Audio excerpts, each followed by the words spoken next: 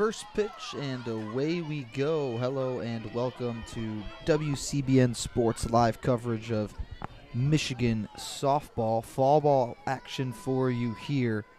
Wolverines hosting the Bowling Green Falcons. Aaron Hain in the circle for Michigan. Count is 1-1 on Addie Martin, the third baseman for Bowling Green. My name's Kelin Flynn. Alongside me, Alex Miller. Excited to bring you more fall ball action as that pitch rides inside and clips Martin on the elbow. Falcons have a base runner early. Alex, we were able to cover the doubleheader last weekend between Michigan and Concordia. I was with you for game one, and then you were riding solo for game two. We saw Aaron Hain absolutely dominate the Cardinals of Concordia last weekend, and she gives up a base runner on her first batter. First pitch to Winnie Reed is off the plate for a ball. Not the best start for Hain. Looked like Martin kind of leaned a little bit into that pitch, but she's got to work with one on. That's going to be ripped down the right field line. Foul.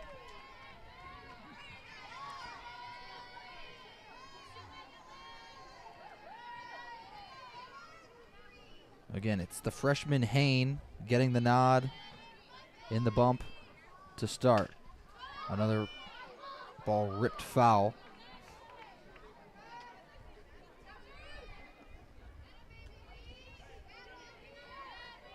Hain in the circle for Michigan. Kiki Thole behind the dish. The 1-2. Swung on and missed. First strikeout of the day for Aaron Hain for out number one. And that's what we saw a lot of against Concordia. Hain was fanning batter after batter and going to pick up a first strikeout early here. Lexi Carver now steps up for Bowling Green.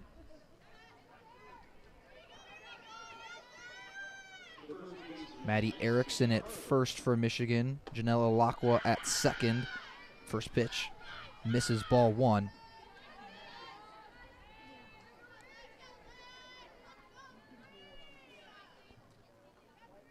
Avery Fantucci at short and Carkerborough at third for Michigan.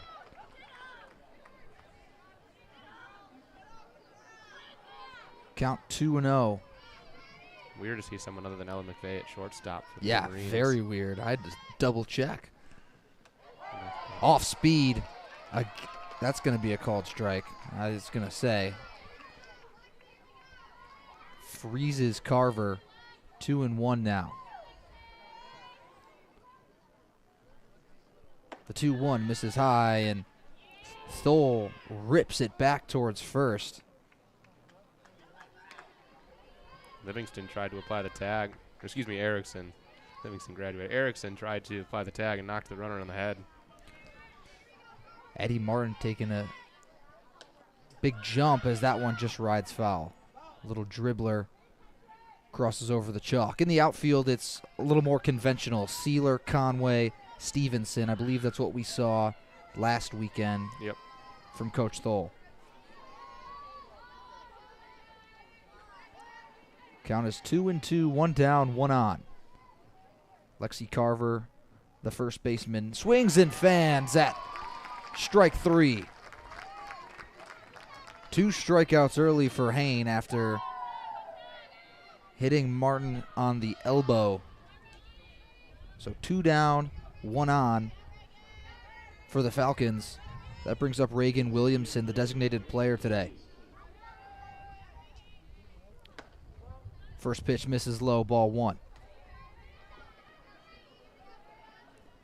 And Alex, we saw a lot of freshmen getting the job done, contributing in big ways last weekend against Concordia. Expecting that to continue today?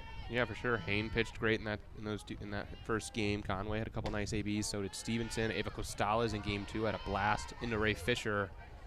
Freshmen have looked good in the fall ball action. Second pitch again misses, ball two. And obviously, exhibition action, no pressure on as the 2-0 comes in low. Count is 3-0 hitters count for Williamson. There's a little bit of a perhaps talent differential. Concordia, not a D1 program. Bowling Green went to 2 and 28 in the MAC, I believe. 3-0 finds the zone. 3-1 now to Reagan Williamson. But this is a great opportunity for these players to get some real live ABs. Pitching against live competition as the 3-1 is fouled off. Absolutely, and it's a good chance to see who fits where. Like we saw Indy Langford play right field in Game 2 of that doubleheader. Bonnie Thole gets to try out. I mean, Fantucci at short today, so moving players around a little bit, seeing what they can do. That's the name of the game. Full count pitch is going to be ripped into left center, and that's going off the wall. That's going to score a run for Bowling Green as Martin touches home. An RBI double with 2 down for Reagan Williamson puts Bowling Green up 1-0 here in the top of the first. Well, that's different from the Concordia 2 games. I'd say so. There's going to be a pinch runner. Now, bear with us because Bowling Green, their jersey numbers don't necessarily match up. Yeah, they don't have a 15 on their roster normally. They have alternate pink jerseys on today. And so we're flying a little bit blind here with this being an exhibition game. We don't have the usual tools at our disposal. Cameron Kaufman, the shortstop, now steps up for Bowling Green.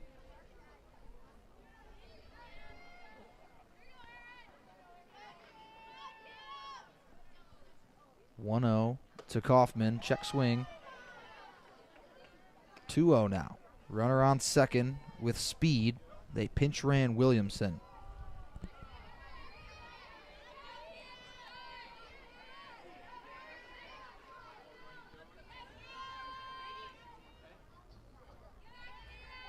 The 2-0 now from Hain.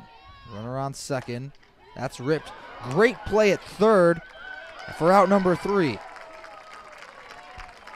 That was a fantastic swipe from, I believe that was Carcaboro at third. Laid out to haul that one in, flashing the leather, and whips it over to first to get out of the inning, but not before Bowling Green puts 1 on the board off a 2-out RBI double from Reagan Williamson. Really nice play by Carcaboro there. She's been so versatile defensively, playing some catcher, playing some third at the hot corner. Really nice play there. So now Michigan's offense going to get a chance to strike back. Hain was perfect. Not literally perfect, but about as perfect as you can get against Concordia, and gives up, really, that was the first well-struck ball I've seen her give up in her limited experience as a Michigan starter. Certainly. I mean, that ball was hit pretty well on a line to left center. And Concordia, I mean, they had 2 hits between 2 full games of play, so certainly weren't doing much offensively.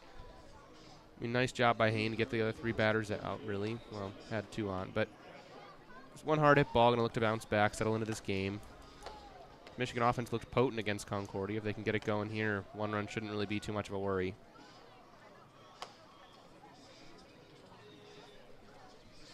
So due up for Michigan, it's Sealer, Conway, and Thole. Sealer locked and loaded in that leadoff spot for Michigan.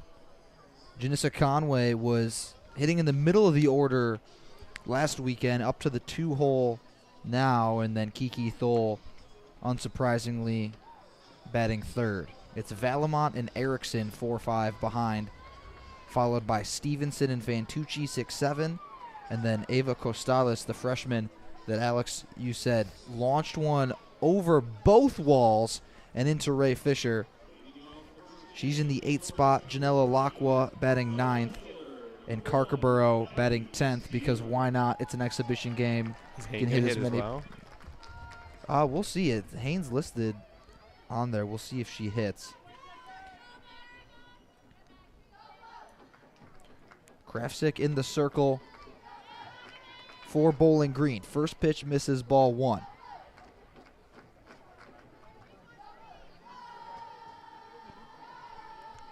Sealer digs in. She had a triple against Concordia. And that's just a easy line out to short.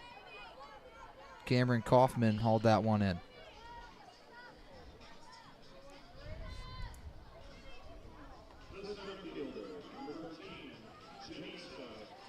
So that'll bring up Janissa Conway, the freshman.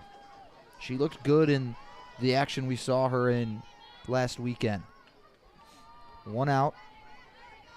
Krafsick checks the wristband, winds and fires. Swing and a miss. That was just a bit out in front was Conway there. A little bit. And, yeah, as you mentioned, Conway had 2 really good games against Concordia. Hit the ball both ways, played a really good center field. An interesting player. Off speed there from Krafsick. Finds the zone. Quickly 0-2 on Janissa Conway. And this is a stark difference from what we saw in that Concordia game. Michigan, the bats were hot early, and they jumped out to a quick lead. This time, not so much. 0-2 now to Conway. Good eye from the freshman. Lets it slide by for ball 1.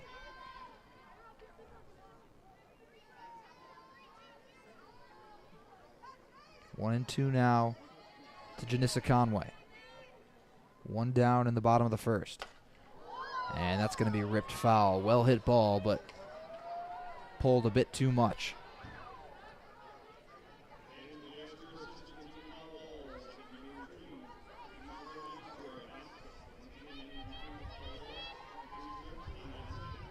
One and 2, 1 down.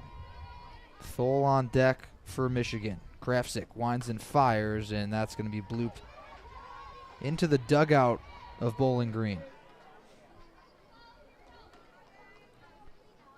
Little less robust crowd than we saw on Sunday, but part of that can be chalked up to the close proximity of Concordia. Definitely a lot less orange and black than we saw red and black. That's just going to be dribbled foul. Conway staying alive in the count. 1-2 still. But even the maize and blue a little bit more sparse. The grandstand's out and right, almost completely empty. It's a work day today. But that, exactly.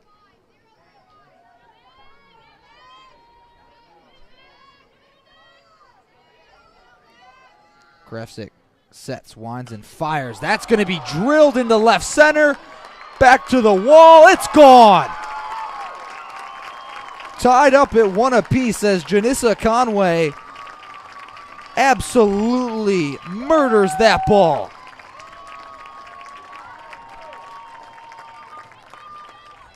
How about it from the freshman? She absolutely barreled that one up.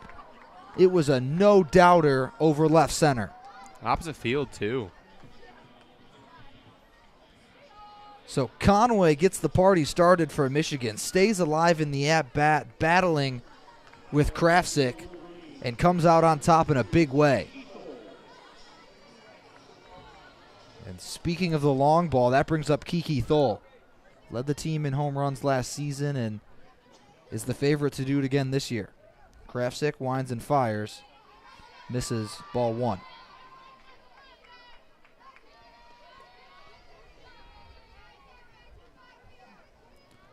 Big jolt to this crowd after Bowling Green hopped up to a quick 1-0 lead. The 1-0 misses as well. Count is 2-0 in favor of Thole. Still 1 down in the bottom of the first. Krafsick sets, fires. Thole lifts one just out of the infield grass. That's an easy play to make for the second baseman, Winnie Reed.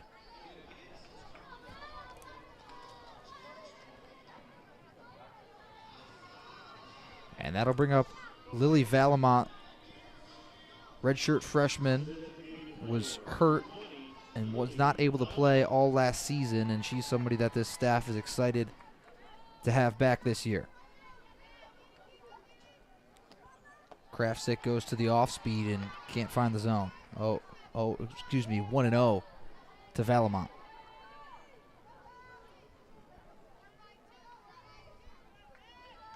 Krafsick checks the wristband.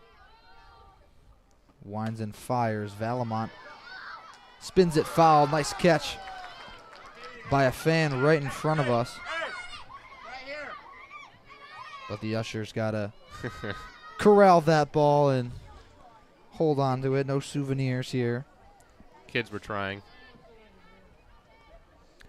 1-1 to Valamont. That one bounces in front of the plate for a ball.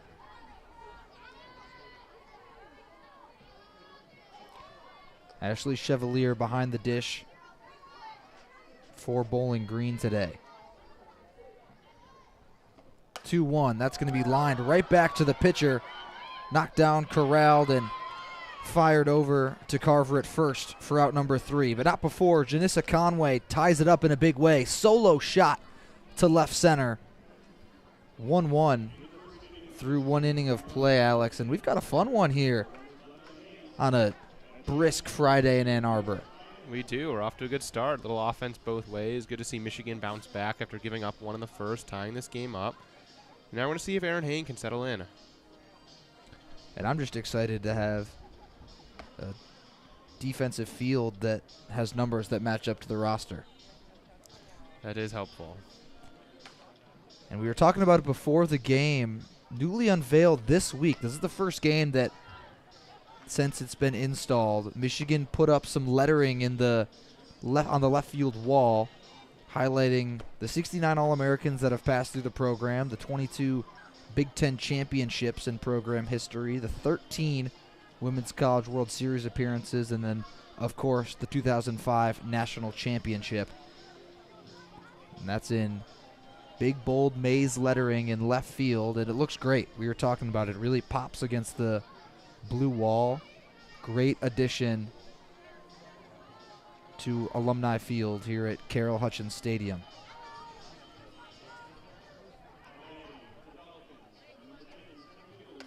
Peyton Dolis now steps in for Bowling Green.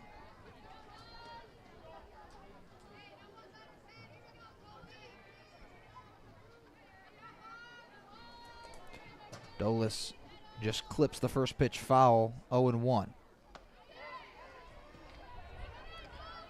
Hain can't find the zone on the 0-1. 1-1 count in the top of the second.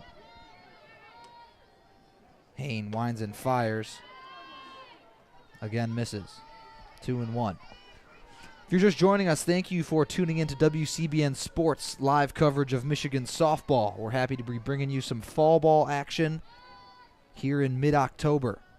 Hain winds and fires off speed. And that's just dribbled foul by Dolis. My name's Kelin Flynn. Alongside me, Alex Miller. Unfortunately, we'll conclude the fall ball coverage for the year. Won't be able to bring you softball until February when WCBN sends a crew down to Florida. The 2-2 rides high from Hain. Count is full. But Alex, it's been great getting a chance to get a sneak peek at this team before the season gets started in February. Payoff pitch, swung on and missed. Third strikeout of the day for Hain, and that's good for out number 1. And you're right, it's good to get an early view of this team. The freshmen have looked good. There's a lot of reason to be excited come springtime about this team. And as Dolis was heading back to the dugout, she stopped Delaney Davis, who's now up for Bowling Green, and said something to her. And then also grabbed Ashley Chevalier, who's on deck, and said something to her. So maybe she picked up something that she wants to share with her teammates. We'll see. First pitch to Davis misses, ball 1.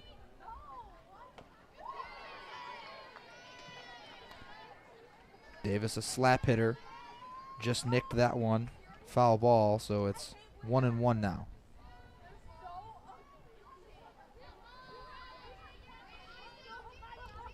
The 1-1 from Hain. That's going to be dribbled down the left field line. Foul.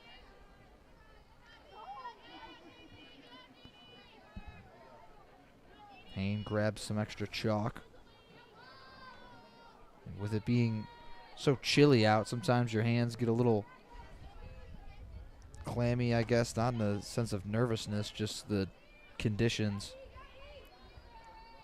The 1-1 again, nicked foul. Officially 55 degrees here in Ann Arbor. Cloudy day, and there's some rain on the horizon, although we should be done before that rolls in. It'll be a little wet for football tomorrow. Yeah, oh, that's for certain. I'm jealous of you up in the press box.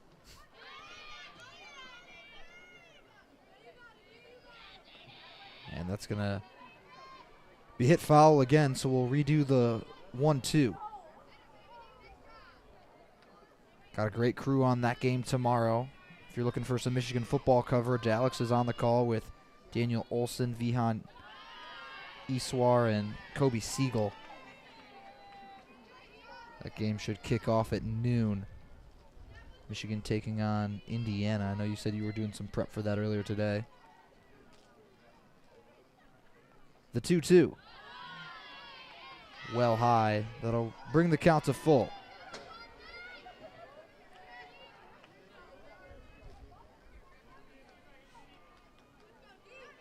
Hain checks the wristband. Sets, winds, and fires. And again, it's going to go foul. Hain's had to throw a lot of pitches this at-bat.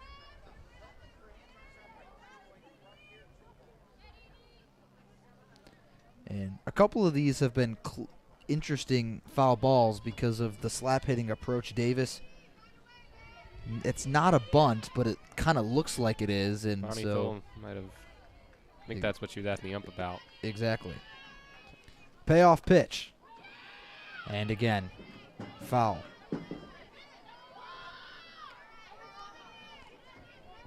Delaney Davis just really working Hain here, trying to put something fair. Credit to Davis staying alive. Get to see another pitch. Score is 1-1. The payoff pitch is low. Hain puts another runner on base. It's a really good at-bat from Davis. Just kept knocking pitches away until eventually Hain missed 4 times, took the walk. So Davis reaches, and Michigan is going to discuss in the circle. I don't see any arms getting loose, so just a quick chat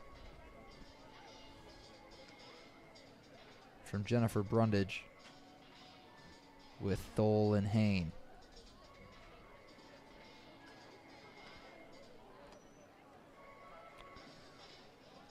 Hain's re-energized. The infield's chatting with one of our umpires at second base, and Delaney Davis chats with one of her assistants on first.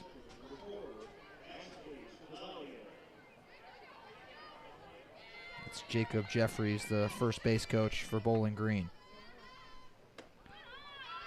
Ashley Chevalier steps into the batter's box for Bowling Green and takes the first pitch, 1-0.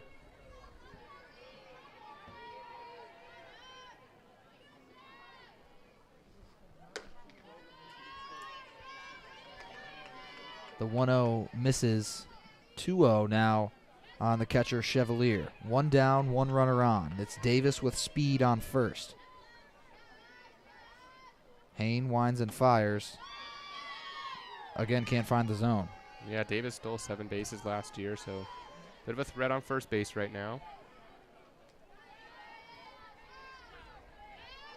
3-0 hitters count for Chevalier. The pitch, and Hain misses high again. So she's now walked back-to-back batters, walked Chevalier on 4 straight pitches. And that brings up Michaela Dees. Dees in left today for Candace Fenton. It's a bit of a different situation than Hain had to face in her appearance against Concordia. 2 on. Never saw that against Concordia. And it's a good chance to see how she'll do with runners on. Got to limit the base hit here. 2 on. Davis with speed on second.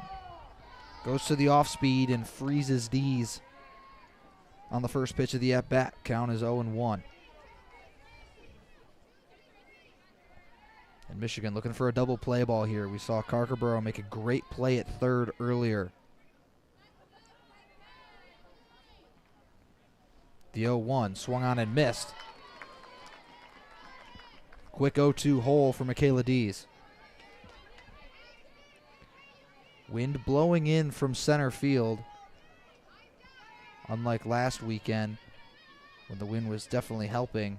That makes that Conway blast even more impressive. The 0-2 rides high for ball one. It's an all right miss. Ahead 0-2, try to get her to chase the high fastball.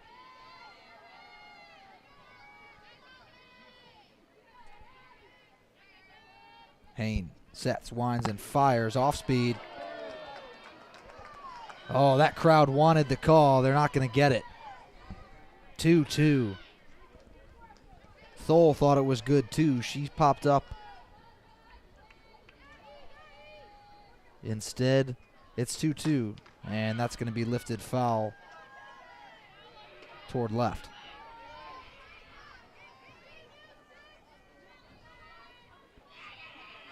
Again, 1 down, 2-2 count for Michaela Dees. 2 runners on.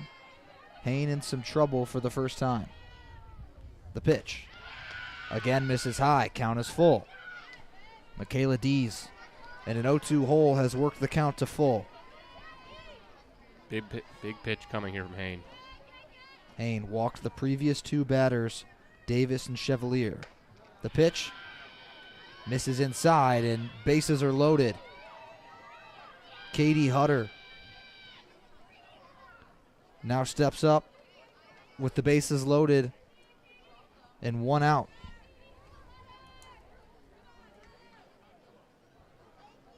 Hutter hit 196 last year, 1 homer.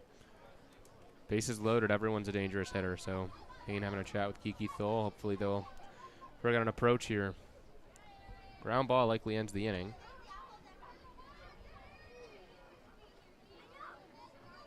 But potentially you're able to get one to score first. Right, could go home with it, get 1 for Michigan. So we'll see what the plan is for the Wolverines. Infield's pretty far in. First pitch called strike. Outfield playing pretty average depth. And you said it, Alex, that infield's playing in, especially Erickson at first. Big cut and a miss from Hutter. 0-2 count. And a strikeout is the last thing you want here if you're Bowling Green.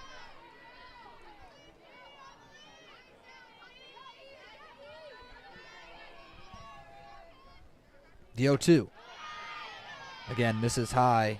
Hain's really been trying to get these Falcon hitters to chase upstairs, especially when she's got the advantage. She's going up and away to the left-handed headers and hasn't been a lot of chase so far from Bowling Green. The 1-2. Ripped foul.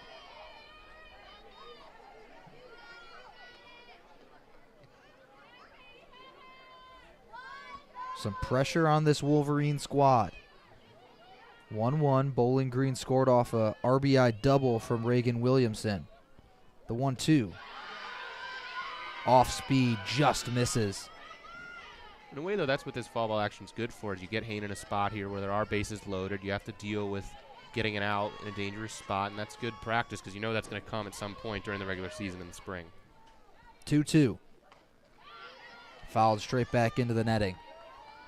And credit to the bottom of the order, especially for Bowling Green. They've been really battling in the count.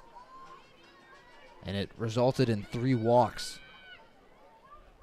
Davis, Chevalier, and Dees. 2-2 now to Katie Hutter. Called strike 3. Excellent work from the freshman Hain. Gets a big strikeout with the bases loaded, and that puts 2 outs on the board.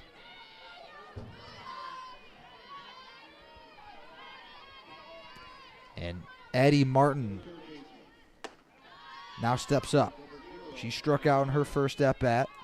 Takes ball 1. Bases loaded, 2 down. Hain looking to get out of a big jam.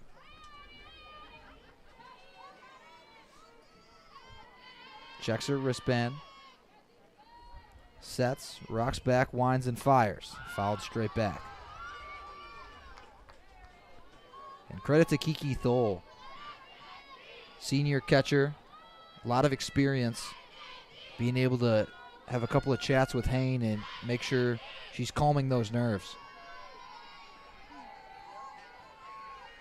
Top of the second, 1 ball, 1 strike, 2 down. Bases loaded. The pitch. That's going to be yanked foul right over the press box. So 1-2 now on Addie Martin, the third baseman. Martin struck out in the first inning. The pitch. Again, upstairs. 2-2.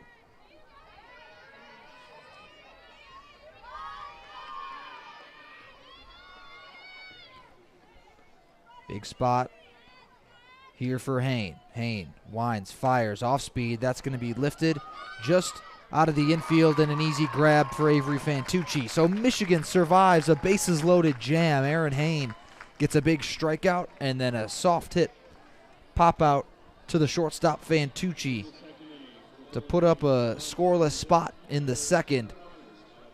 Michigan's bats will get a chance to counter in the bottom of the second. I believe it's Erickson, Stevenson, and Fantucci due up for Michigan. Tough inning there for Hain. 3 runners on, all on walks, but looks the same in the scoreboard. Nothing allowed. Did a really nice job with runners on to limit the hard contact. Picked up the strikeout. It's a really nice job because, as I said a little earlier, come season time, we know that every pitcher is going to get in jams, and you want to see a freshman like Hain comfortable and able to battle back with runners on.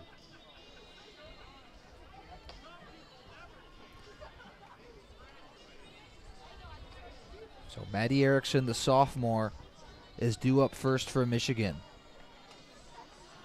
Erickson had a big game in February down in Florida. Charlie Brigham and I were ecstatic to be on that call against Mississippi State, the game-winning RBI for Michigan.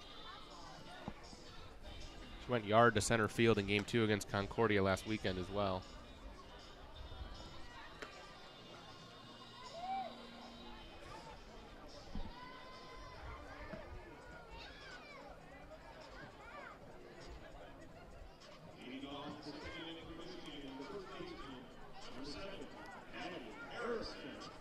So Erickson steps up for Michigan. Again, you're tuned into WCBN Sports live coverage of Michigan softball.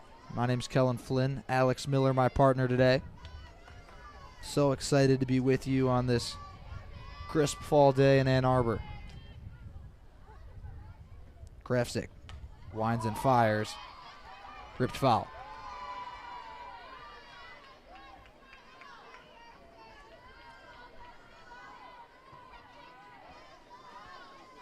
Big spot here for Michigan to try to take their first lead of the contest. The 0-1, that's going to be drilled to left, but well foul. A little out in front, but barrel to that ball for Erickson. Big cut.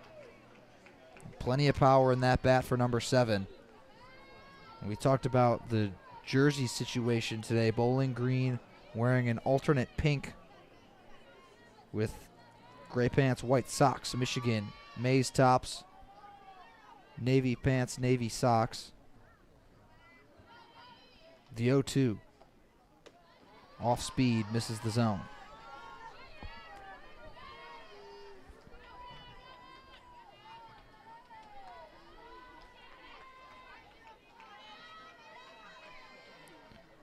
Erickson looks to be the regular first base starter for Michigan this season. The 1-2 is again ripped foul.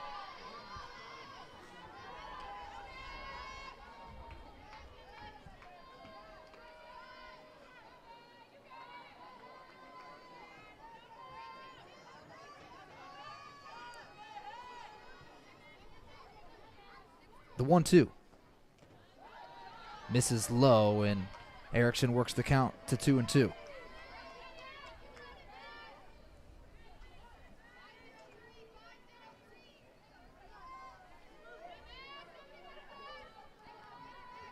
Krafsick winds and fires, and that's going to be lifted into shallow left, and that's going to drop for a base hit. Kaufman, the shortstop, tried to run it down, and it was just out of her reach. Just a bloop single into shallow left, in Michigan with their second hit of the day. It's a good piece of hitting by Erickson. He was able to stick the bat out, knock that pitch into left field, and you'll take a hit any way you can get it. So nice job by Erickson.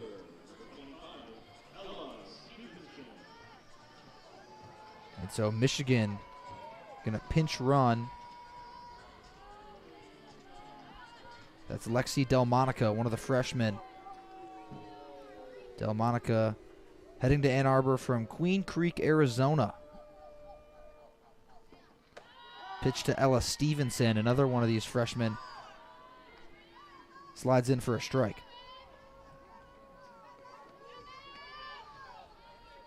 Stevenson, a local product from Algonac, Michigan.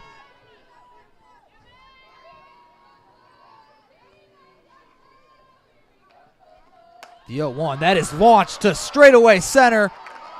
Back to the warning track and a tremendous grab in center field. How about it? That was Peyton Dolis tracking it all the way back to the warning track, and at the wall she hauled it in. Fantastic work in center field from Peyton Dolis. Dolis took a tumble into the wall after that catch, sort of got turned around by it.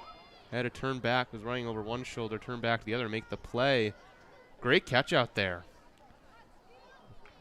The senior flashing the leather in center field. That one, if the wind's not blowing in, is probably gone. It got held up in the air. That was a great piece of hitting from Stevenson. Just better work in center field from Peyton Dolis. Took a spill, but held on through the contact with the wall and the ground. Brings up Fantucci. Fantucci out ahead of that one. 0-1. Nice off speed from Krafsick. Couple of highlight plays here early on both sides. 0-1 now to Fantucci. Delmonica on first. That one misses. Count as 1-1. Got a little bit of action in the Bowling Green bullpen right now. Michigan side still empty. The 1-1. Chopped foul.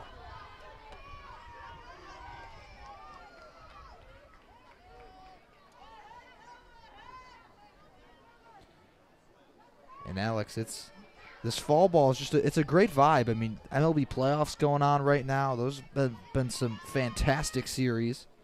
Phillies closed out the Braves at the bank last night. Fantucci again out in front, but barely gets a piece to stay alive. Saw the Michigan baseball team getting some BP in earlier as we were getting set up for the game. 1-2, 1 down. The pitch to Fantucci. That's lined right into right field, and going to be a single for Fantucci. She absolutely sculled that ball. No shot for anyone to make a play on that one. The second baseman, Reed, just watched it go by. Really hard hit ball into right field. I'm excited to see Ava Costales hit here. Really impressive against Concordia in game 2. Had a homer, and then they didn't want to go near. Walked her on 5 and 4 pitches, I believe. Big power in this bat. Costales from St. Clair Shores, Michigan. Another local product, went to Lakeview High School.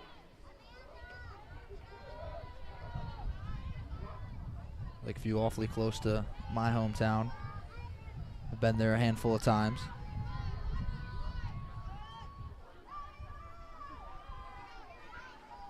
1-0 to Costales. Swung on and tipped foul.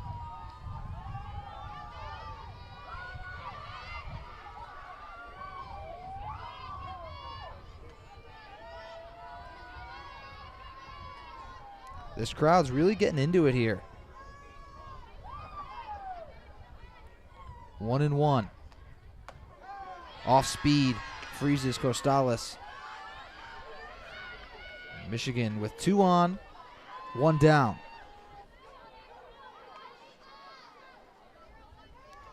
trying to take their first lead of the contest.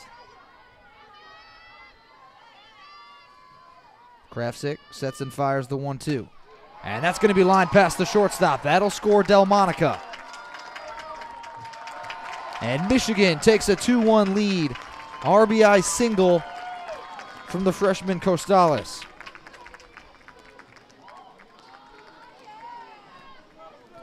And Maddie Ramey will pinch run for her.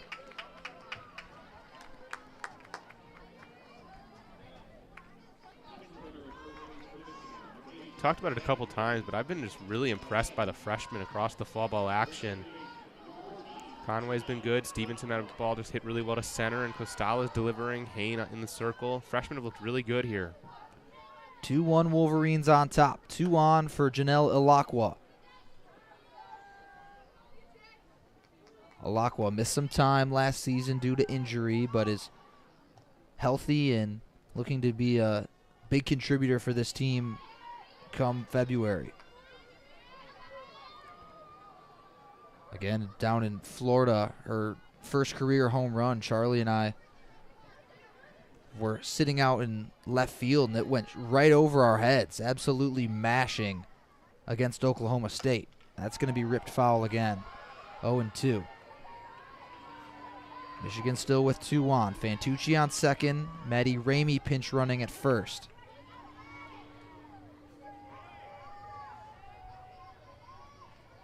(0-2) on Ilakwa. 1 down. Krafsick trying to get out of the jam here and stop the bleeding. Carkerborough on deck for Michigan. The 0-2. Rides low and count is 1-2 now.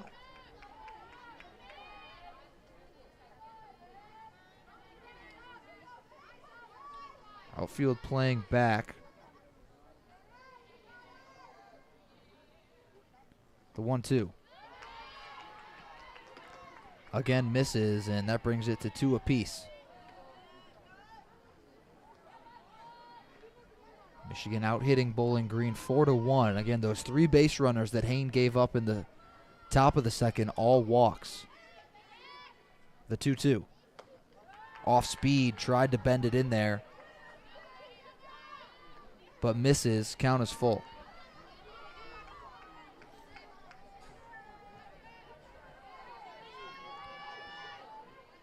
Krafsick trying to get one more out. Does not want to load the bases for Carkerborough. Takes a peek at the wristband. Sets, rocks, and fires. And she misses low. Ilakwa draws a walk. And that brings up Riley Carkerborough. Carkerborough got the nod at third base today. One of the spots to look out for. With Carkerborough now up for the Wolverines. 2-1 Michigan on top. Costales batted in the leading run. First pitch is just Nick's foul.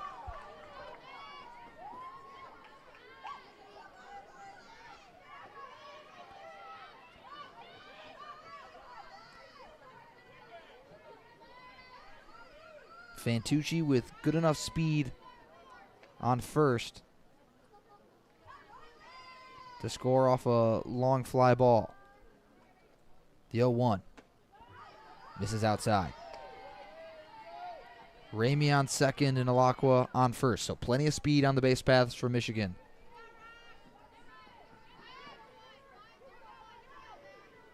And Hain is not going to hit today, so it's Sealer on deck for Michigan. And that's grounded foul down the third base line. Carkerborough just in front of that pitch.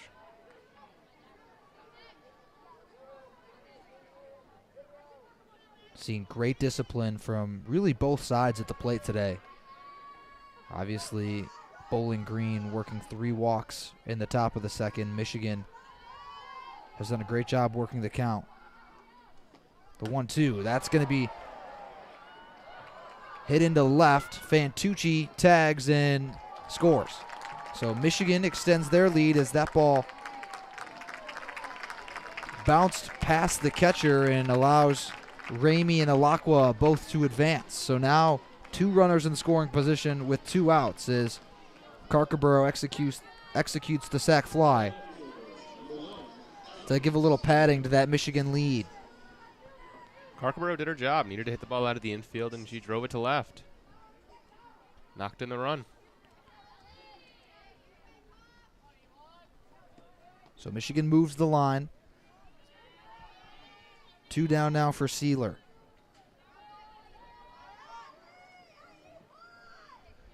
Sealer popped out to short in her first at-bat. First pitch, can't find the zone from Krafsick, ball 1.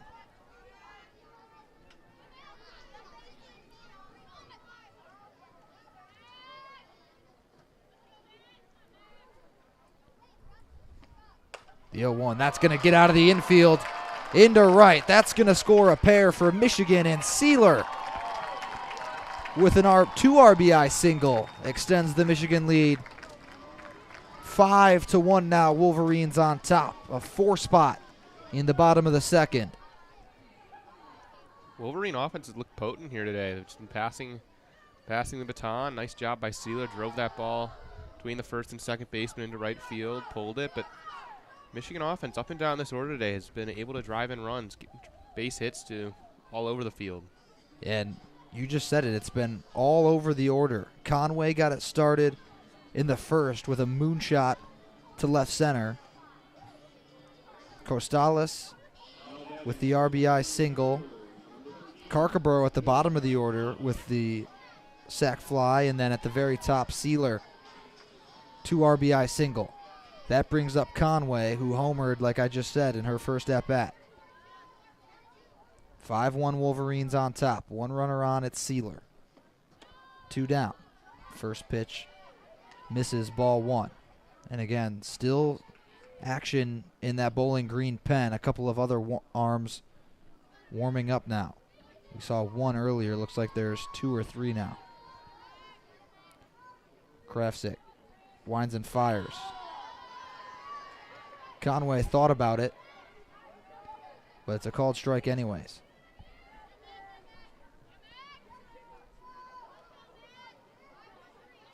Lauren Durkowski in the Michigan pen, but she's got the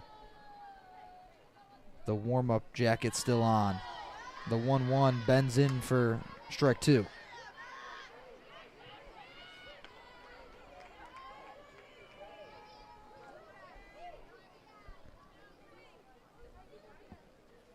Sealer with great speed at first. The 1-2 to Conway now. Runner goes. And Sealer, call her Steeler, she swipes a bag.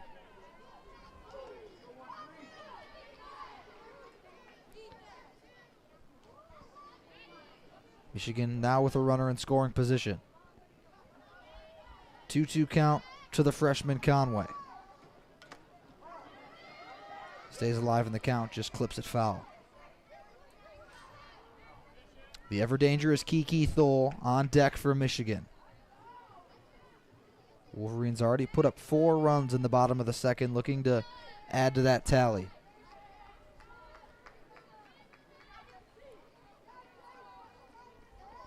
Candace Fenn has been content to let Krafsick work through this inning. The 2-2. And that's going to drop in center field.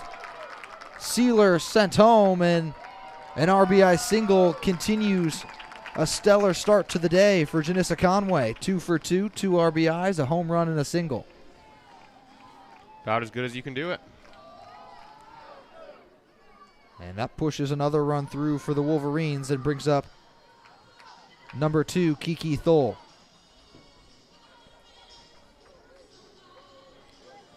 The wind has died down a bit. The American flag in center field is no longer gusting in the wind, as the Falcons are going to meet at the circle.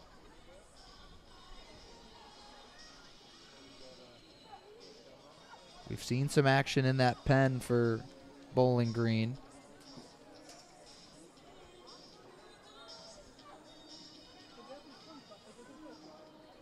And it looks like Krafsik's day is done.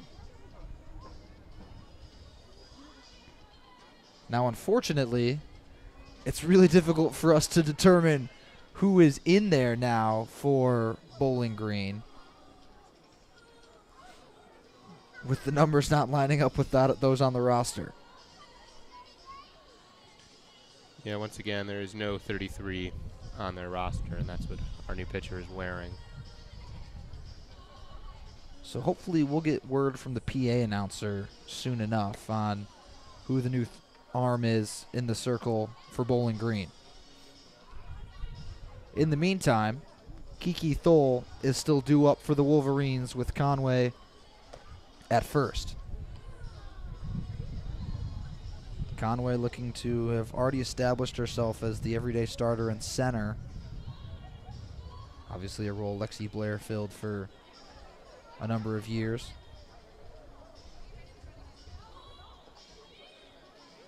And Conway's been so impressive in fall ball.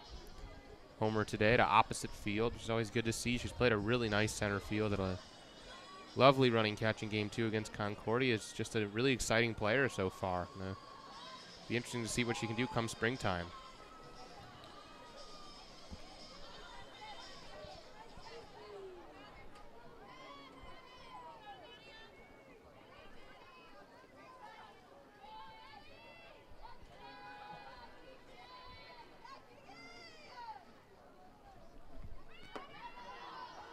First pitch in, ball 1 to Thole.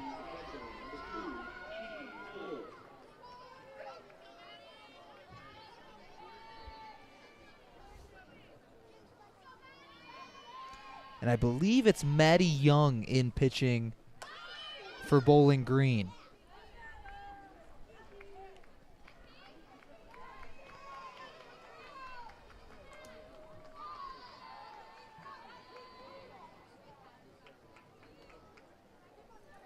If it is indeed Young, last year she threw 29.1 frames to a 5.25 ERA.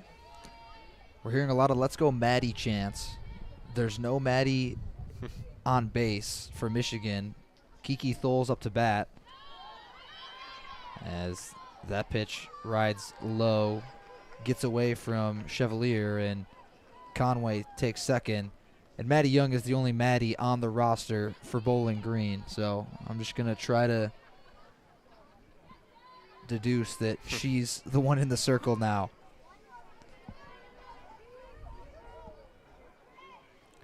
2-1 to Thole. That's going to drop for a base hit. Excellent placement from Kiki Thole. She's looking for extra bases as Conway scores easily. RBI double for Kiki Thole puts it perfectly along the left field line in fair territory as it got all the way down into the corner. A big second inning for Michigan. 6th spot with Thole on second. And Lily Valamont now up for Michigan.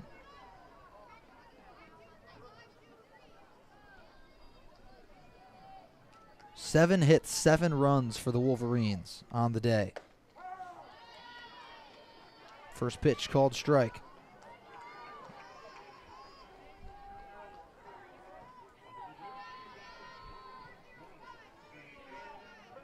Young trying to get out of the inning here after Michigan has really poured it on.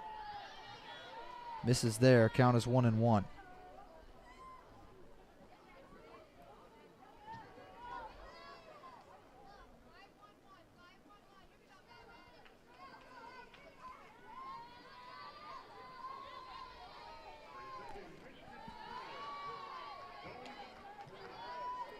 Pitch misses low and outside, 2-1.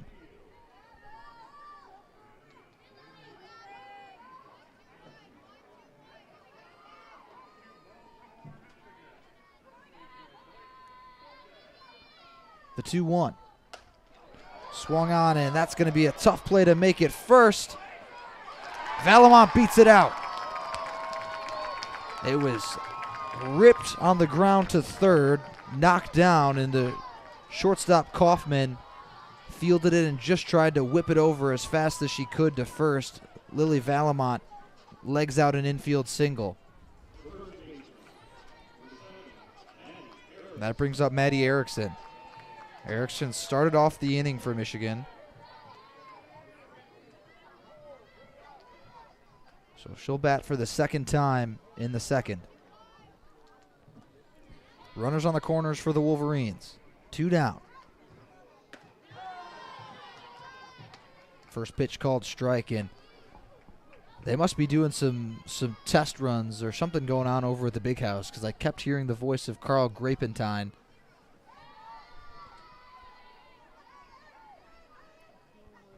Oh, 1, 2 down. Chopper to short, and Kaufman will just step on the bag at second. But not before Michigan pours on 6 runs in the bottom of the second inning. 7-1, all Wolverines. And they were getting it done throughout the entire order there, Alex. Ellie Sealer at the top of the order with a 2 RBI single. Janissa Conway, Kiki Thole, Valamont, and then even toward the bottom as well, Costales, Ilakwa, Carcaburo. Michigan did a great job that inning, the entire order contributing.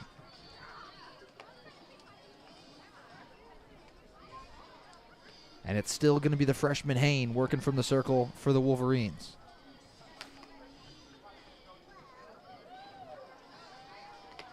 It's been good to see offensive production throughout this order today, and that was also the case in the Concordia doubleheader. But it's been good to see some depth in this order. A little bit of power production has been coming from the bottom in the form of Costales and Stevenson, and Carcaburo's ball with the sac fly was well hit.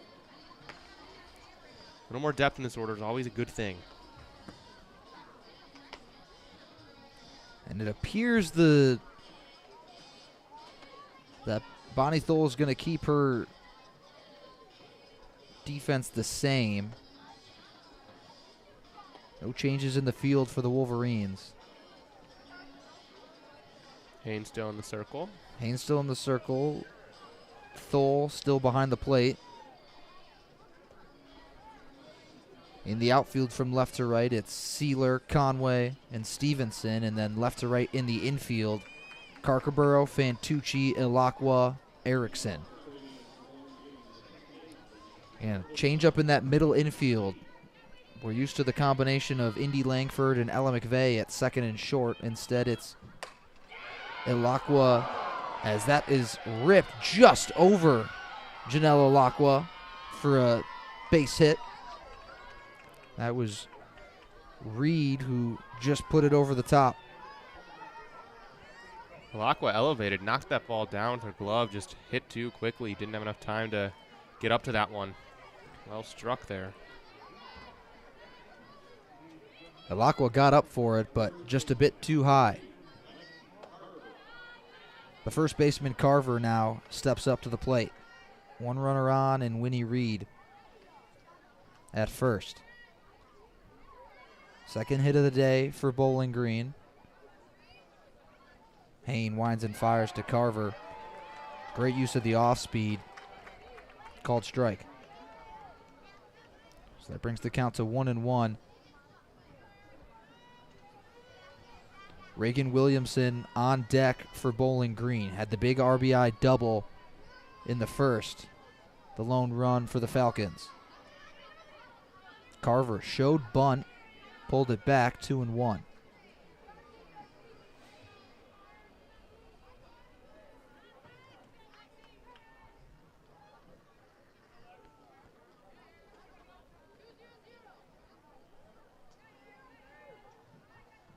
Hain checks the wristband, winds and fires. That's going to be dribbled to third. Michigan going for the double play. They can't get it.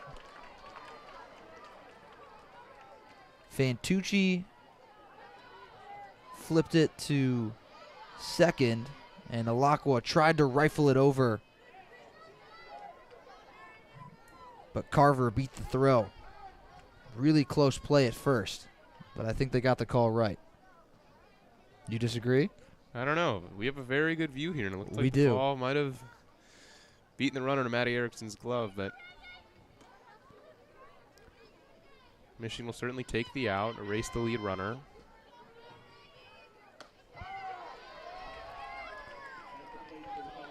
Called strike to Reagan Williamson. And a pinch runner on first, and again, unfortunately, we just have no idea who is pinch running. Wearing number 66. No 66 on the roster. They do have a 99. But The 0-1 misses. Count is 1-1 with one down. And Williamson flips it to Elakwa at second, and Michigan's going to double up Bowling Green. Elakwa to Fantucci to Erickson, and Michigan gets out of the inning unscathed yet again. and there's the double play ball that we were looking for just one at-bat before. Great work from that middle infield of Elakwa and Fantucci to execute there. Clean pick from Elakwa.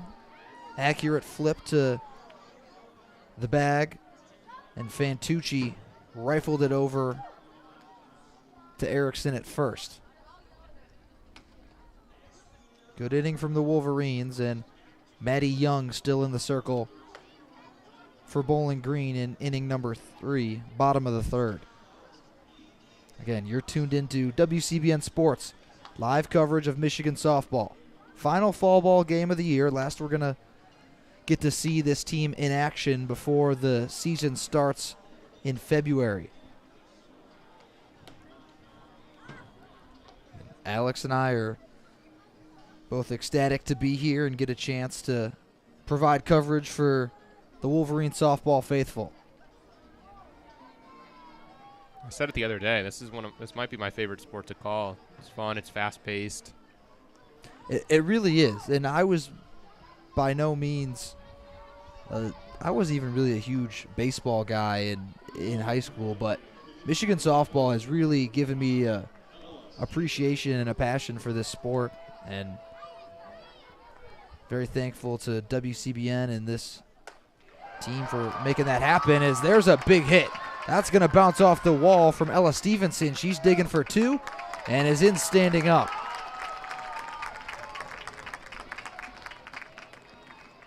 Ella Stevenson with a leadoff double for the Wolverines, and these bats stay hot.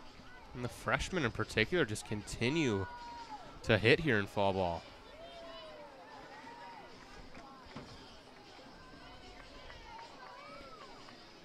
That brings up Avery Fantucci.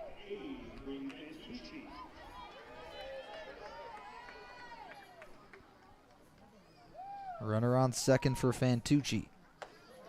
Off speed, misses high from Young.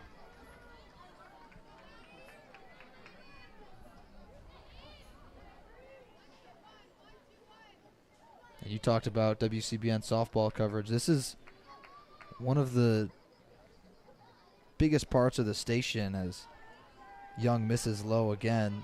WCBN softball coverage is, I'd say, the heart and soul. I think it's one of the things we do best and one of the things we pride ourselves on. There's a million ways to get coverage for Michigan football, but as that's going to be lined into left. Stevenson digging for home, and she's in. Fantucci RBI single. Wolverines continue to pour it on here in the bottom of the third. Brings up Costales. Up and down this Michigan order, the ball's just been hit hard. There's been a lot of hard line drive base hits, a lot of hard balls on the ground, and hard hit contact, we know, just leads to base hits and leads to moving runners. And certainly working Michigan 8 on the board in 3 innings. No outs here even in the third.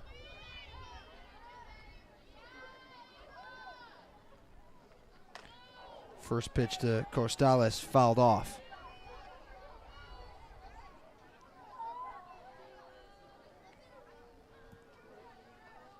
Crafts looked good in the first inning outside of the home run from Conway.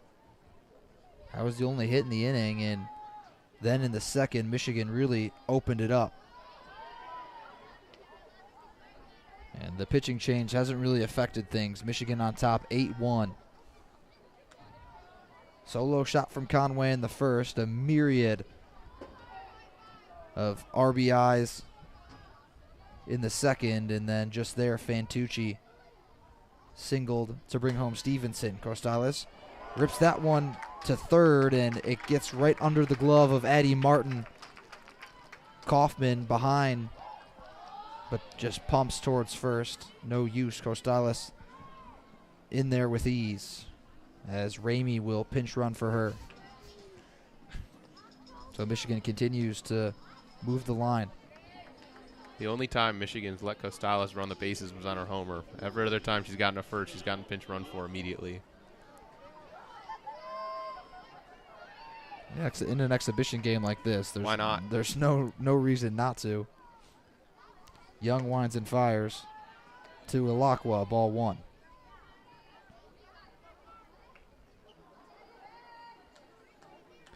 Ilakwa drew a walk in the second.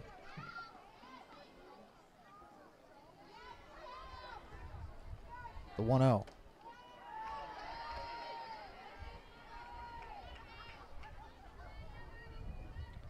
So 2 on, none out for Michigan. Fantucci on second, Ramey on first. Young checks at the wristband. Sets, rocks back, winds and fires. Off speed. Can't find the strike zone. 3-0 now for Ilakwa. Drew a walk in her first at-bat, looking to potentially get on base the easy way again. 3-0. Young can find the zone that time. Still a 3-1 hitter's count.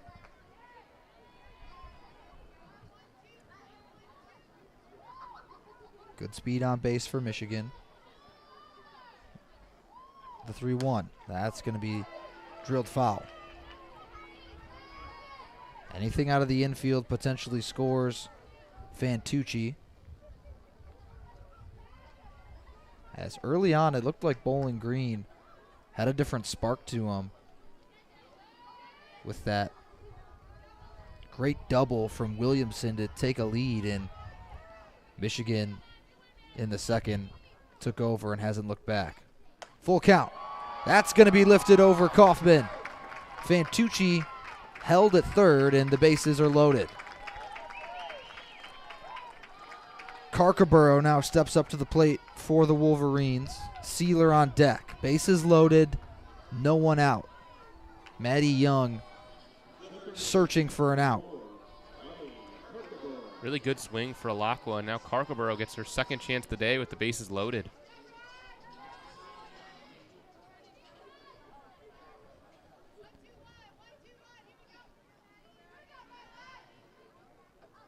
Karkaborough digs in. Young winds and fires. Karkaborough lifts that to left. That's going to score a couple. In the corner, Ilakwa sliding into third, and there's a 2 RBI double from the third baseman, Riley Karkaborough. Fantucci and Ramey both score, and there's still 2 on for Sealer. 10-1, all Wolverines. Still no outs in the third.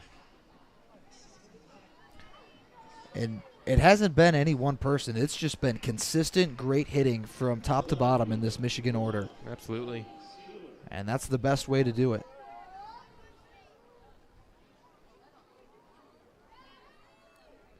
Here's Sealer.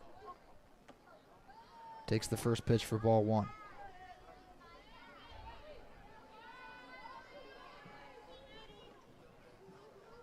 And that first game against Concordia flew by just because of how quickly the Michigan arms were working. The 1-0. That's going to be ripped into right. Hauled in, but a run will score. Ilakwa tags, and so does Carcaboro from second to third. Delaney Davis caught it in right, but a RBI nonetheless for Sealer. Hard hit ball by Sealer, just hit it right at Davis there in right field. Brings up Conway. Conway's had a stellar day so far. Maybe the best of an order that's been red hot. A home run and an RBI single. Conway takes a called strike one.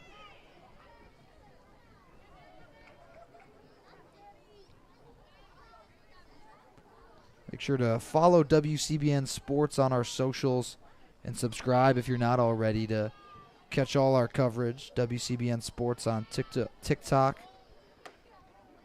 on Instagram and Twitter/X. The 0-1 misses. 1-1 now to Conway.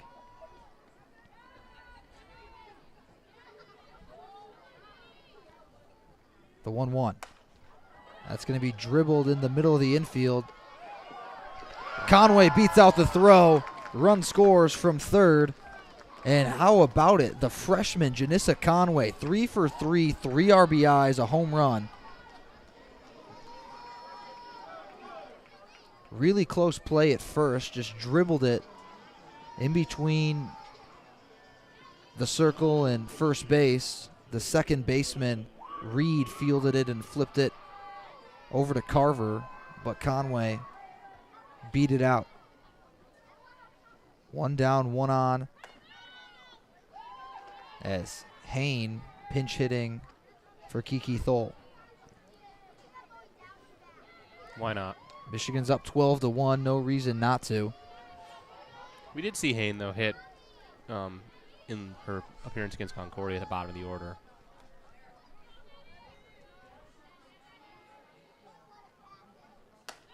And that's going to be ripped to third base. Martin fields it cleanly and delivers a low throw that's picked well by Carver. 2 down. But it advances the runner, Conway, to second. Nice defensive play there from Bowling Green. Good stop at third. Good pick at first. Good swing on that ball by Hain, though. Hit it hard. That's what Michigan's been doing all day, up and down this order. Hard contact. And Michigan's forced Bowling Green to make some plays, and 1 error on the day for the Falcons. Came from Martin. Valamont now for Michigan. She's going to rip that one past the shortstop, Kaufman. And Lily Valamont gets in on the action. Conway scores from second.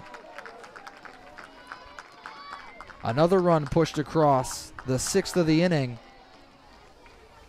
13 through 2 2/3 for Michigan.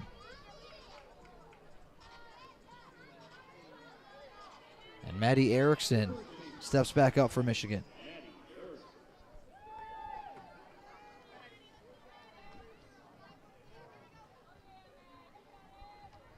Young peeks at the wristband.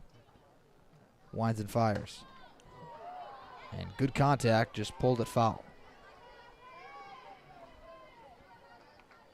No action in either bullpen.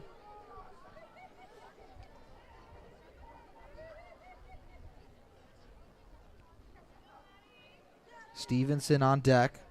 Stevenson led off the inning with a big double. And that's going to be ripped into left for a base hit. Delmonica, pinch running for Hain, is standing at second base. And Stevenson now with her second at-bat of the inning.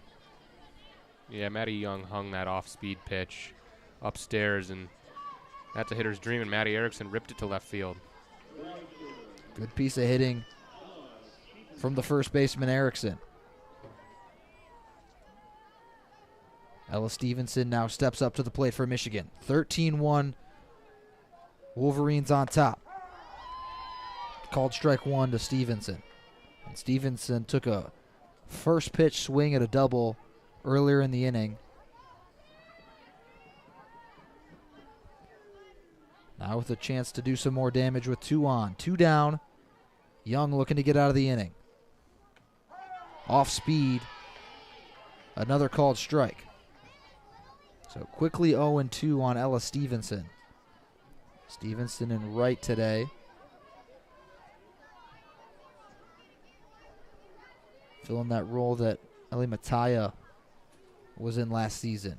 The 0-2. Swung on and missed. But a pass ball allows Stevenson to reach safely at first. Stevenson chased low and away. But the catcher, Chevalier, couldn't squeeze it. And then as the ball was kind of bouncing around, Stevenson looked like she kicked it on accident, not intentionally, just caught the back of her foot as she was running toward first, and she reached with ease. So in an inning that's been all Michigan, the Falcons can't get anything to go their way.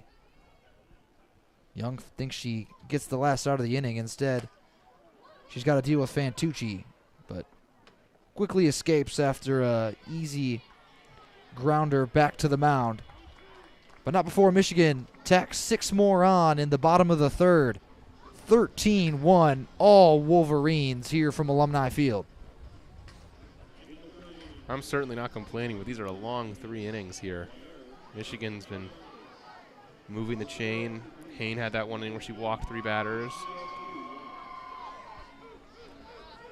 6:30 was 5:15 first pitch. 75 minutes for 3 innings. That's what happens when you have 15 hits on the day for Michigan.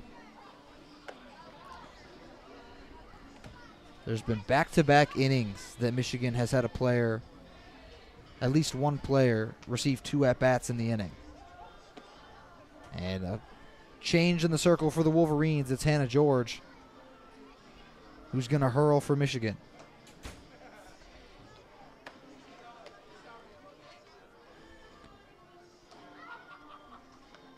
And it looks like there might be a couple of other changes for the Wolverines. Ella McVeigh appears to be back in at short. And Ella Delmonica getting some reps at first. Sealer heading back into the dugout. So Stevenson in left. Indy Langford in right, and Conway stays in center.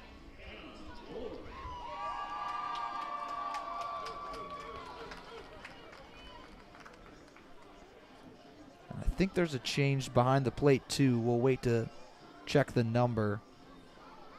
Might be Carcaboro. I think you're right. So Fantucci over to third, McVeigh at short, Elakwa stays at second, and Lexi Delmonica now at first base for Maddie Erickson. Hannah George takes over for Hayne in the circle. I think it's Indy Langford in right, and I think Stevenson moved over to the left, or is that, I believe. Yeah, Stevenson in left, Conway still in center, and Indy Langford in right. First pitch, strike 1.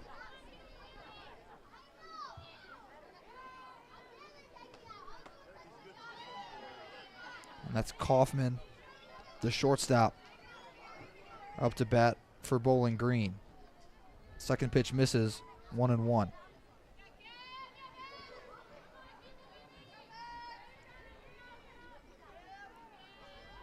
George sets, winds and fires. Misses that time, ball 2. George pitched against Concordia, had 2 really solid innings of work to close it out. Look to build on that here.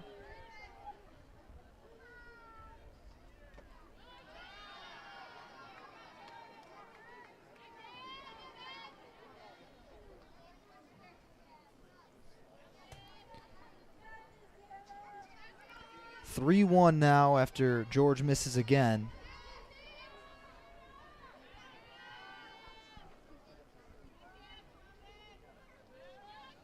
The pitch to Kaufman. Called strike. Count is full.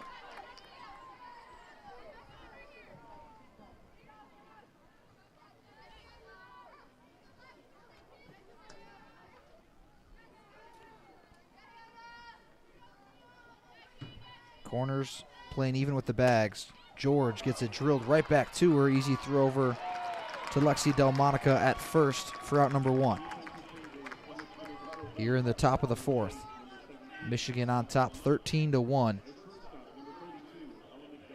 Off the red-hot bats of the entire Michigan order.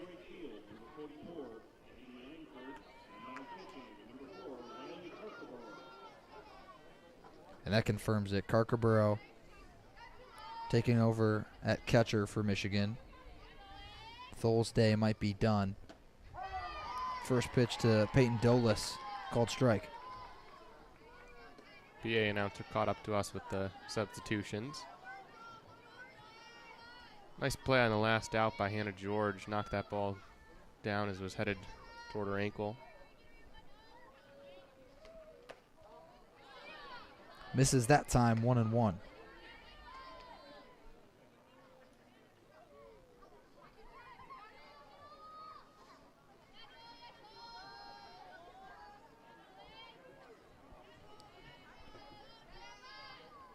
One and one now to Dolis. George sets, winds and fires. That's going to be chopped.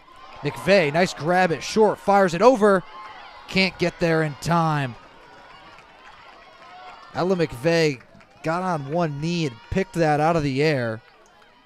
Dolis just beat the throw. That was an excellent play from Ella McVeigh at short. Yeah, an absolutely fantastic stop. I didn't think she was going to get to that ball. Tough to make the throw over to first in time, but just showing her range at shortstop.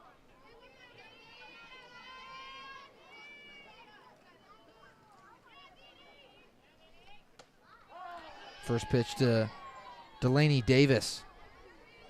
In for a called strike. One runner on. One out. George looking for that double play ball. Here in the top of the 4th.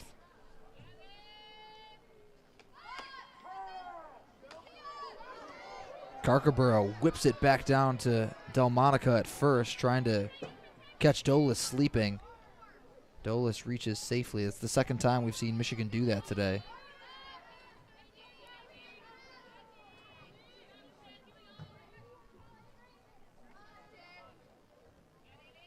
Oh, 2 now to Davis. Misses, count is 1-2.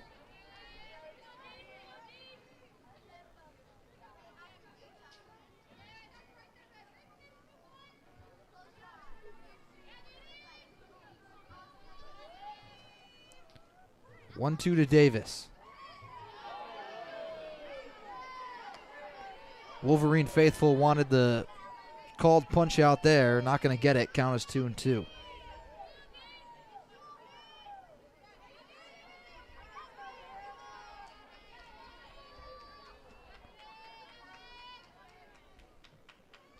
Two. Swung on and missed. George with her first strikeout of the contest. 2 down now in the top of the 4th.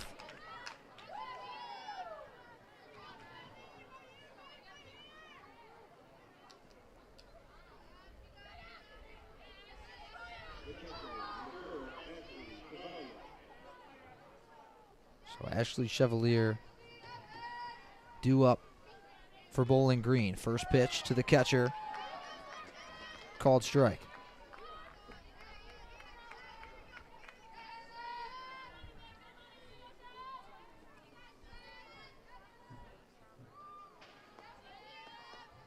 George sets the 0-1. Swung on and missed. Quickly 0-2. 2 down, 1 on. It's Dolis. Reached on the infield single. Beat out the throw from McVeigh. The pitch from George. Just misses again. Count is 1-2.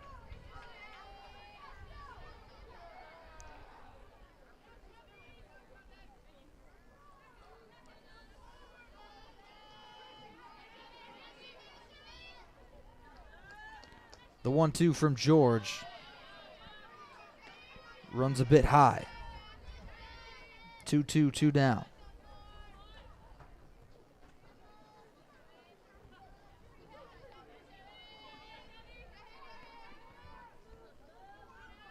Dolis standing on first, the 2-2. Chop foul. Delaney Davis staying alive in the count.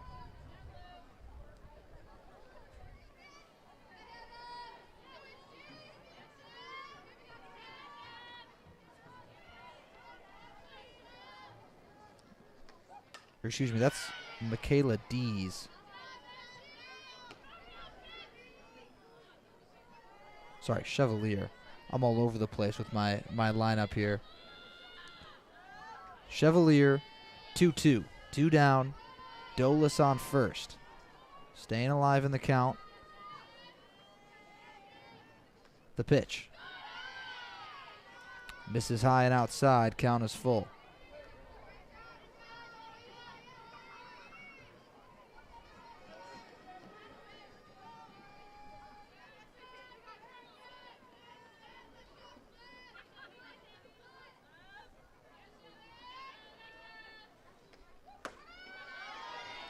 And George really wanted the call there. Carcaboro held it for a second, but won't get it.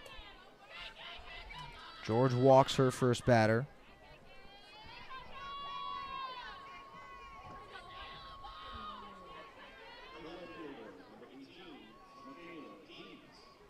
So that'll bring up Michaela Dees. 2 runners on for the Falcons.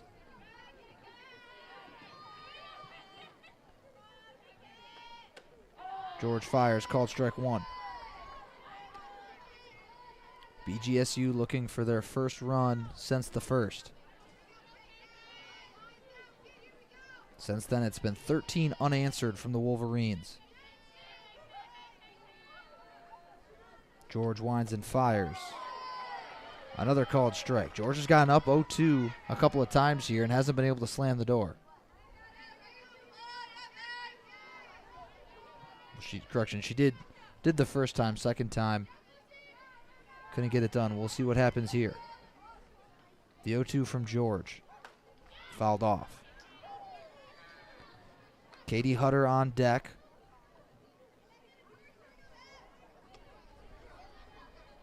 And that makes Eddie Martin in the hole.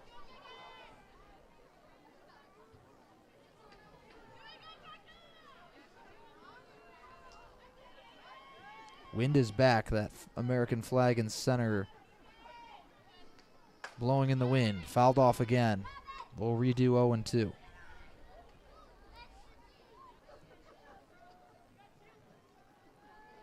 Lights have come on. Getting a little dark here. 6:45 in Ann Arbor.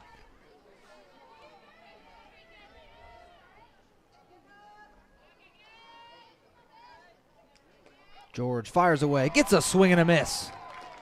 Carcaboro applies the tag for extra precaution, but no need. So George keeps Bowling Green off the board in the 4th. And Michigan's bats will get a chance to continue their work. 6 runs in back-to-back innings. Eva Costales will get the first at-bat of the inning for Michigan. And another new pitcher for Bowling Green.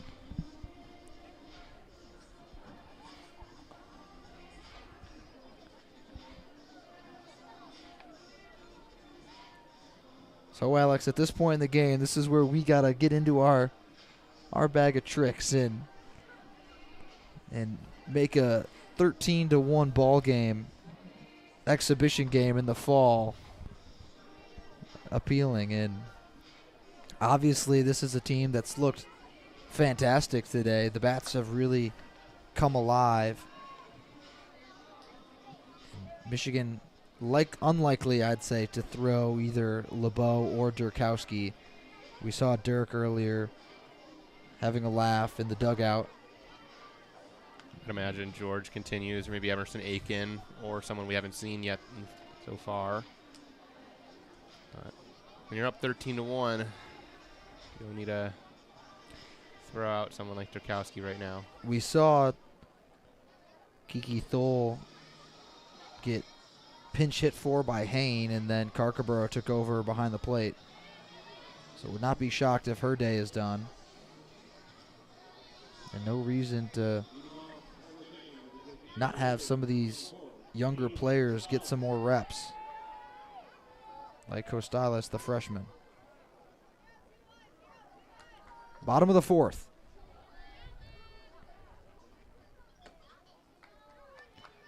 First pitch misses.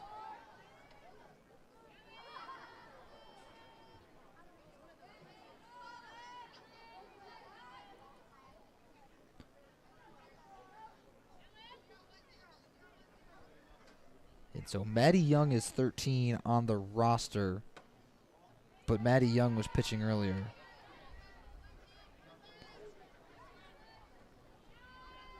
That does leave us with a little bit of a pickle here. Who's wearing 13 in the pink today for Bowling Green? 2-0. Again, misses. 3-0 now to Costales.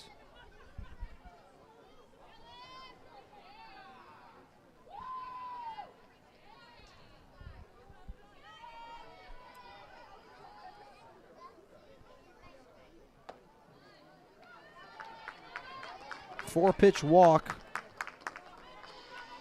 And Maddie Ramey is not coming out of the dugout. It's Conway, as Ramey's up to bat now. So Bonnie Thole continuing to mix up the order. Ramey now up to bat for Michigan. She digs in. Conway going to pinch run, standing at first. First pitch swung on and missed.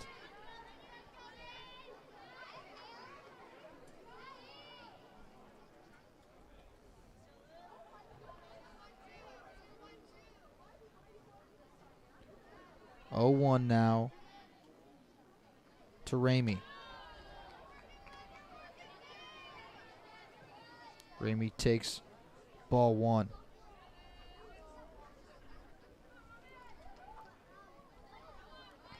And so, Alex, if you're at Michigan at this point, you're just trying to get as many reps for some of your younger players as possible, as Ramey takes a cut and can't find contact. Absolutely. It's a good shot, good chance to see some players get a chance. Like Maddie Ramey, for example, last year was mostly used as a pinch runner, would sometimes stay on defense. Didn't get that many opportunities at the plate, and has been getting a chance to hit here in fall ball. She's up at the dish right now. 1-2 to Ramey, and she lines out to third. Addie Martin snagged it and pumped over to Carver at first, but Conway quickly got back.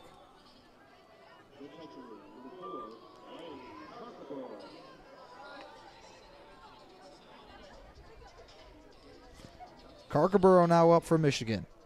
Started at third, now is catching for Hannah George. 1 down, 1 on. First pitch called strike. Carcaboro is so versatile defensively. She's going to play for the Wolverines come springtime, and the bat has looked good so far in the fall. Had a sac fly earlier, RBI double, I believe, as well.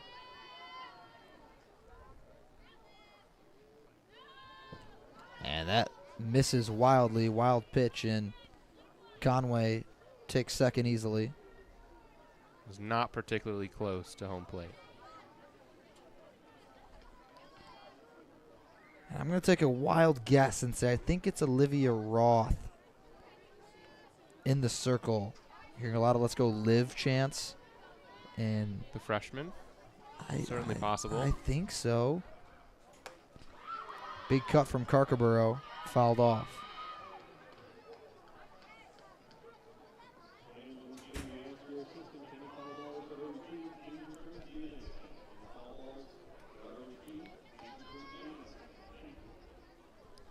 Roth, the only one that would make a "let's go Liv" chant make sense. So we're going to continue under the premise that Roth is in the circle.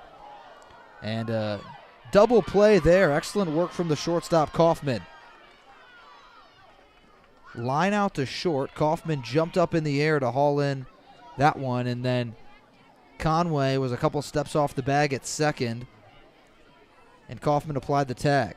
So Michigan held scoreless in the fourth for the first time all game after going 1-6-6, 0 in the fourth, 13-1, still Michigan, out-hitting Bowling Green 15-3. And through 4 innings, I'll hand over play-by-play duties to Alex Miller, my partner today. Alex, take it away. No, good work for the first 4, Kelin. It's been got a lot of excitement there. A lot of offense, at least one way. No, doing a nice job. A lot of energy. Michigan hitting the ball all over.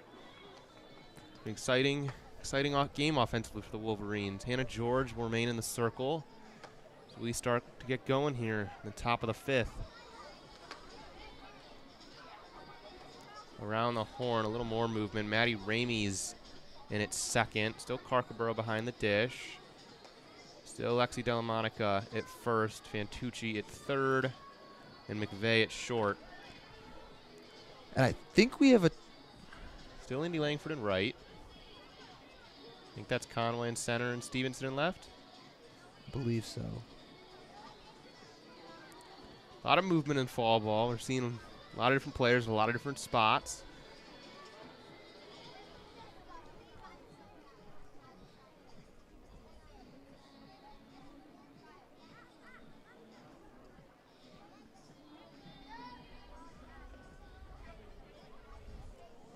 So we'll get going here in the top of the 5th.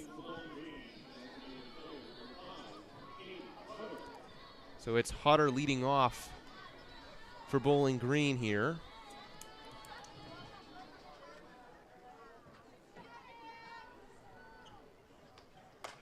On the ground, George elevated, couldn't knock it down. That one's through to center field for a leadoff base hit for Bowling Green.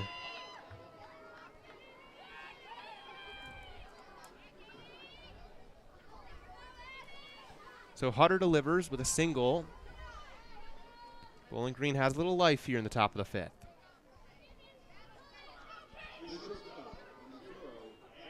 And these are good reps for Hannah George. George, one of the veteran relief pitchers for Michigan.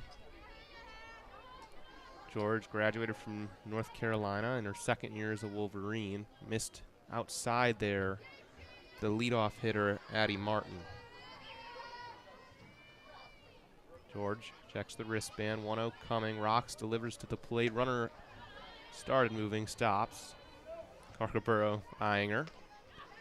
2-0.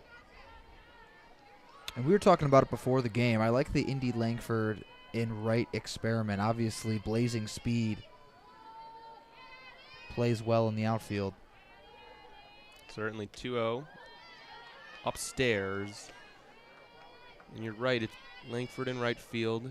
Last year played a lot of second base, but Janella Lacqua, before her injury, also played a lot of second base. Maddie Ramey's there right now. It always can't hurt to have more defensive versatility on the roster. Fantucci, a Swiss Army knife, too, can pretty much play anywhere in the infield. Certainly. 3-0 from George, in there for a strike, 3-1. Fantucci got the start at shortstop, over at third now.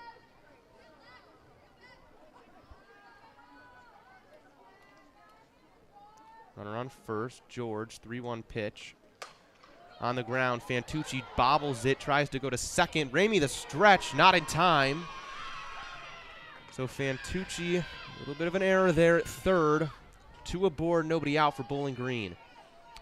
Yeah, Fantucci just bobbled it initially, got the glove down just on the transfer to the throwing arm. Couldn't pick it out of the glove cleanly, and that extra half second allows Hutter to get in safely. So now 2 aboard, most life Bowling Green's had since the first inning. First pitch there fouled back. Well, those last 2 hits double up the total on the day for Bowling Green, sitting at 2 coming into the 5th. That's Winnie Reed at the plate behind 0-1 after fouling that pitch off.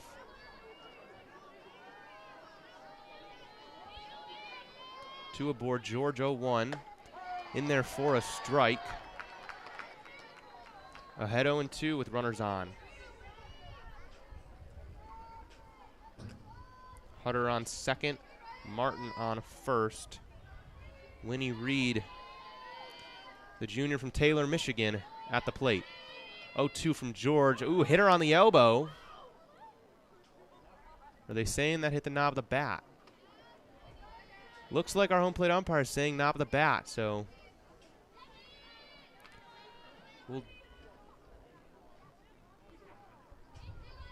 runners will remain at first and second. Reed will remain at the dish. George checks her wristband, 2 strikes. George rocks the pitch. On the ground, nice stop by Delmonico, goes to second. McVeigh tried to go to third. They pick up an out at second. 2 down. And an interesting choice there from Delmonico. I guess I like it. Get the leader runner. You weren't going to get it to third, but maybe she was thinking they'd be able to go back to first, get the double play. Potentially. Also, excuse me, there's only 1 out in the inning. The runners on the corners, 1 down. First pitch there, outside. I guess that keeps the double play ball an option now. If you pick the runner at first, that's no longer in play.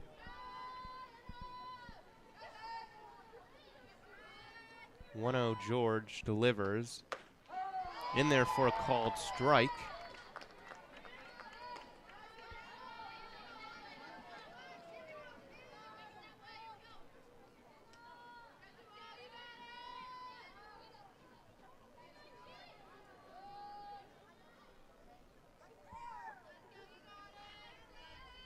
One from George. Here's the pitch. In there again for a strike, 1-2. Strikeout here would be big for Hannah George. Runners on the corners, threatening, obviously, the opportunity for a sac fly or. Absolutely. So head 1-2. Lexi Carver at the plate. 1-2 from George coming. Fouls it off.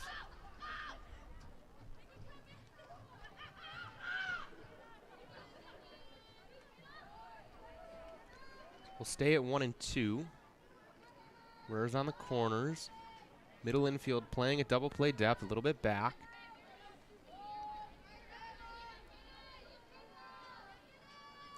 Hannah George, 1-2 count, 1 out. Runners on the corners. Carver awaits the pitch. George rocks. Here it comes. On the ground at first. Delmonico played herself, take it to the bag. Run comes home. Bowling Green picks up their first run since the first inning, make that 13-2 Wolverines.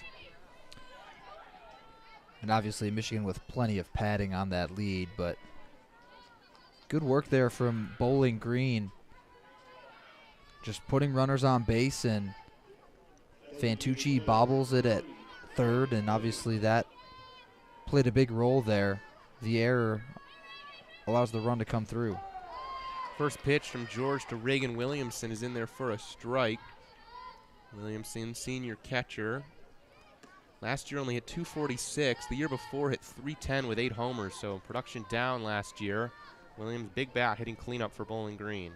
She had the big double to put the first run across of the day.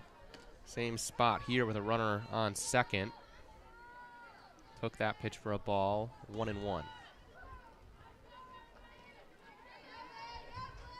Hannah George, heel on the right side of the rubber, checks the wristband, ready to go here. 1-1. Pitch fouled, hard hit on the ground, third base side. 1-2. Temperatures held strong, only down to 53 degrees. But just looking at the weather, seeing the rain projected all day for tomorrow does not get me too excited for game day. Yeah. I'll be in the press box. 1-2 outside. Make that 2-2. But if you're attending the game at the Big House tomorrow, bring a raincoat, maybe an umbrella. That's for sure. So 2-2 now from George. Runner on second. Reagan Williamson, right-handed batter's box. 2-2 pitch. Outside. Good stop behind the plate from Carcaboro. Count is full here. Top of the 5th. 13-2 Michigan. Williamson, right foot, right on the back of the back line of the batter's box. Full count pitch coming, fouled off by Williamson. Williamson way out in front of that one, but Somehow just got a able to piece. make some contact. Nice pitch by George to get Williamson out in front. 3-2, 2 outs, runner on second.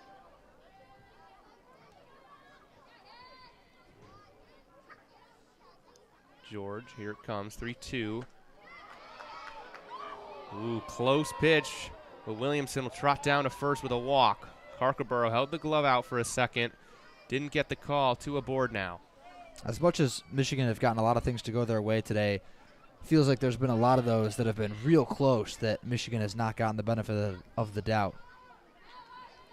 The pinch run, Williamson at first. The no shot. I believe that 15 we talked out earlier coming out as a pinch runner, but I can't recall who's wearing that number today. No one on the roster wears 15.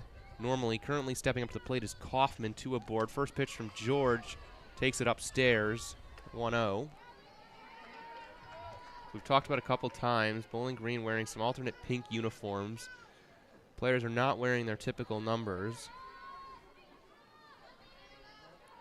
A little bit of confusion for us up in the call. 1-0 from George, misses low, 2-0. 2 aboard.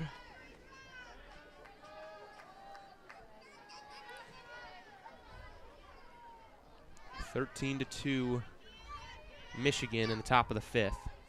George checks the wristband. Right heel on the rubber. Rocks and delivers. That one in there for a strike. Count moves to 2-1.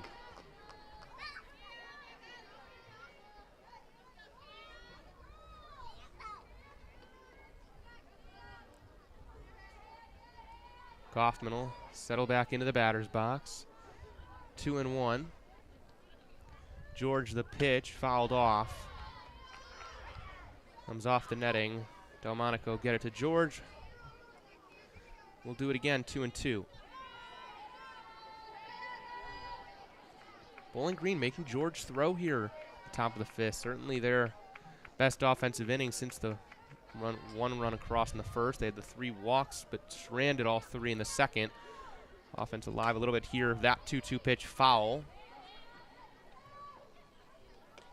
Bowling Green has done a great job of working counts today, whether it be Hain or George. They've really pushed hard. They've had a lot of base runners to only push across 2 runs. 4 hits. 2-2 from George. On the ground, George will play it herself. Easy throw on to first. So Hannah George strands 2. Allows 1 run. 13-2 Michigan. So we head to the bottom of the 5th.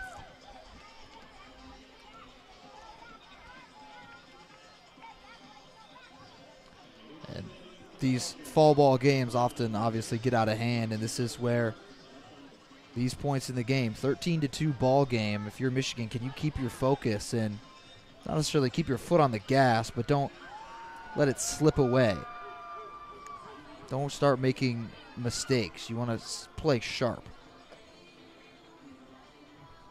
And obviously Bonnie Thole not playing to run up the score as much as possible, but at the same time, you schedule these games to get experience and opportunities for your players, and she's definitely not telling them to let up by any means. Certainly not. Indy Langford will get her first crack at it to kick off the bottom of the 5th. We believe in the circle is Olivia Roth, a freshman from Marion, Ohio. She's wearing Maddie Young's number 13. Young already pitched, wearing, I believe it was 33. Throw down to first. To second, on the money. So we'll get going here. Indy Langford, she'll be followed by Janissa Conway.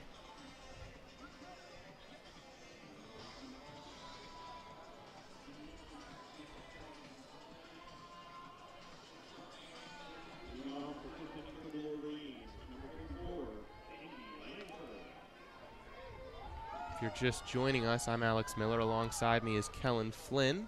It's 13-2 Michigan in the bottom of the fifth in some fall ball action. You're listening to WCBN Sports. We'll get going here. Bottom of the fifth. Indy Langford digs into the left-handed batter's box. Third baseman creeping way in. We know Langford to be a slap hitter.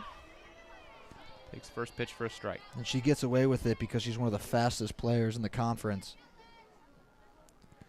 Langford can fly down that first base line. I've seen her countless times. Ground balls to short and third be turned into base hits. She'll await the 0-1.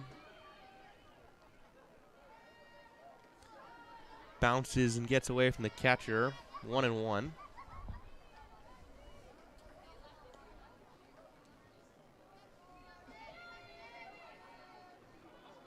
Third baseman remains way in. Infield in general pretty far in on Indy Langford. 1-1. Rocks the pitch. Upstairs, 2-1.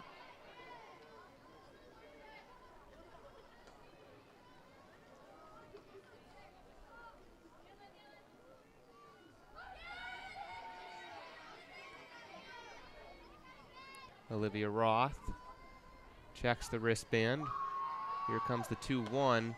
That one low and away, 3-1.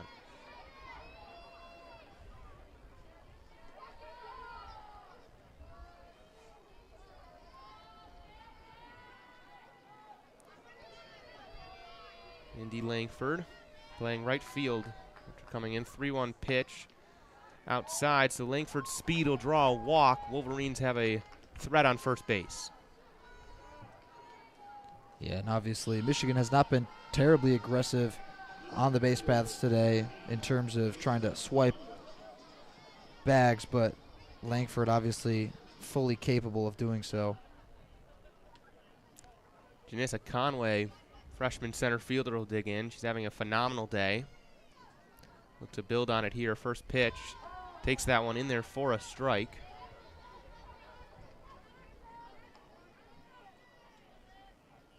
It's dark here in Ann Arbor. Looking around. Tough to see into Ray Fisher. 0-1. Conway waits. Here it comes. Takes that one outside. 1-1. Talked about it a couple times, but it's been really a strong, welcome sight seeing the freshmen contribute as they have in fall ball. It looks like Conway's going to probably start the majority of games in center field. Bat and glove both looked good. 1-1 pitch upstairs, 2-1. Yeah, that was a hole in the team coming into the season, and she's got a big shoes to fill, but as a freshman early on, has looked sharp. This whole recruiting class has been really impressive. Reason for optimism come springtime. 2-1, grounded to third. Scooped up, throw is not in time. Conway, that's her second infield single of the day, beats it out. I want to say it's her fourth hit as well. 4 for 4. Not too bad for the freshman. Continues what's been an excellent fall.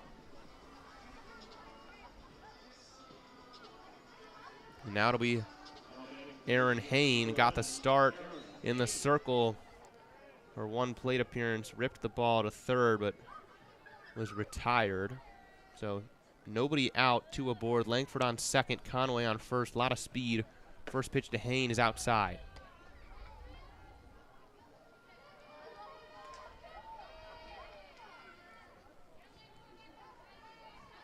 We've seen all throughout the entire order Michigan get production today. Certainly 1-0 Hain. Chopper, that's going to get over the third baseman's head. Langford rounding third. She's headed home. No throw to the plate. An RBI single. Erin Hain adds to the Wolverine lead. Make that 14-2. 17th hit of the day for Michigan. Very likely they'll pass 20.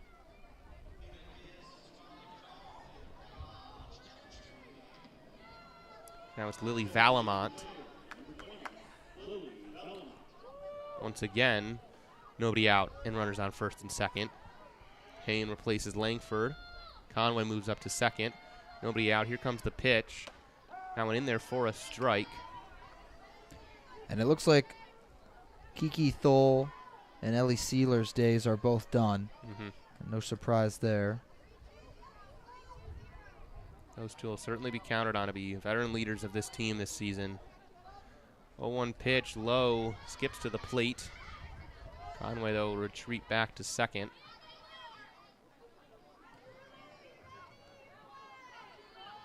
Wolverines, if there's any players that Bonnie Thole knows what she has, it's Kiki Thole and Ellie Sealer.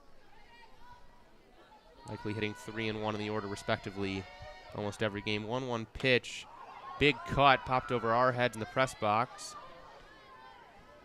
You said 3 and 1. That's two of the most important spots in the order right there. Oh, certainly. Hain going to get pinch run for in the middle of the at-bat. You don't see that very often, so Janella Locke will come back out. 1-2 pitch on the ground, hard hit. That's going to get through to center field. Run's going to come home. So an RBI for Lily Valamont. Another run comes across, 15-2, Michigan. Another pinch runner. Valamont will be retrieved. And that's Kiki by Thole Kiki trying Thole. out. I was wondering. I was like, I'm pretty sure I know who wears number 2. Kiki Thole gonna come back in to run.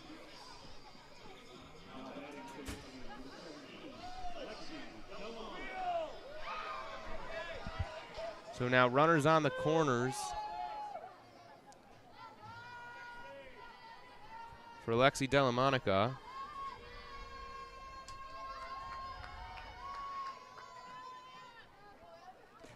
That one gets away from the catcher, and Alakwa going to cross easily, so a wild pitch. Another run, 16-2, Michigan.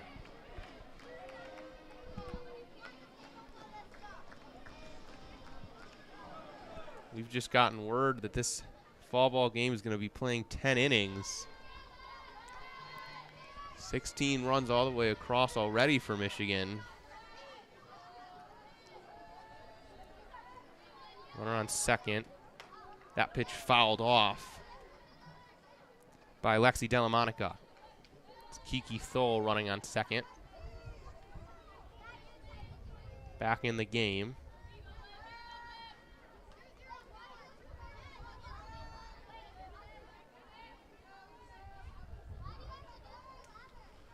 Delamonica waits the 1-1, takes that pitch outside. 2-1.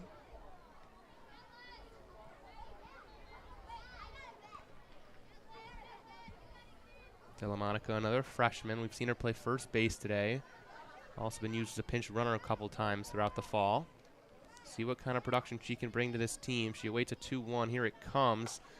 Line drive, sort of a blooper really, and it'll get down in left field. A base hit for Lexi Delamonica. Kiki Thole moves up to third. Runners on the corners. And I think they could have got her going back. She was essentially in the middle of first and second, took a big turn around, and the cutoff definitely could have fired it back to first and at least gotten her in a pickle, I guess. I don't know if they were afraid she'd sneak up to second. Potentially let Thole score there. But right. Well, she'll stay at first, so runners on the corners. Ella Stevenson, chance to build on this Michigan lead. Ground ball to short, toss to second, could be 2. Throwing first to first is not in time. Thole moves up and scores. 17-2 Michigan. Bowling Green picks up an out, their first of the 5th. Michigan up to 19 hits on the day. 10 innings. They could put up quite the number on that scoreboard.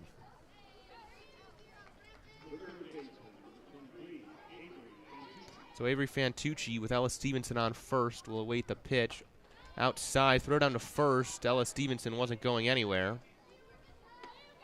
We've seen Michigan do that a couple times today.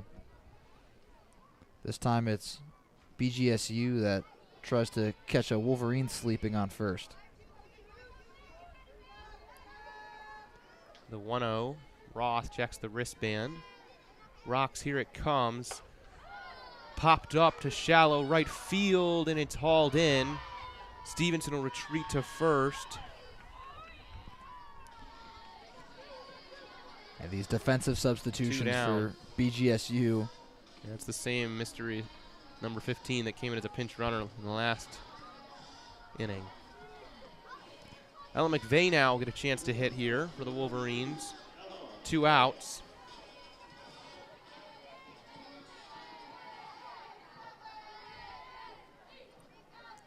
(16 to 2). Excuse me, 17. I believe it's still 17 to 2. Ellen McVeigh takes that pitch for ball number 1.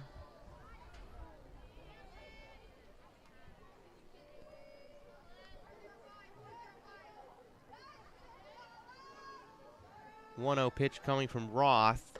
McVeigh takes it in the zone for a strike. 1-1, counts even.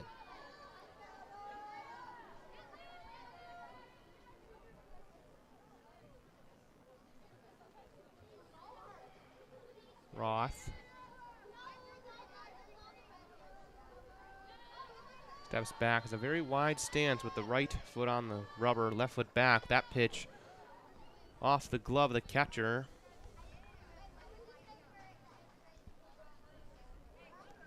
2-1.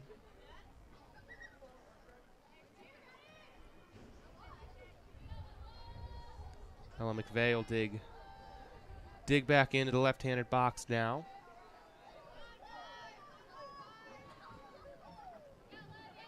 Stevenson on first. 2 outs here in the bottom of the 5th inning. 2-1 pitch. McVeigh, big cut. 2-2.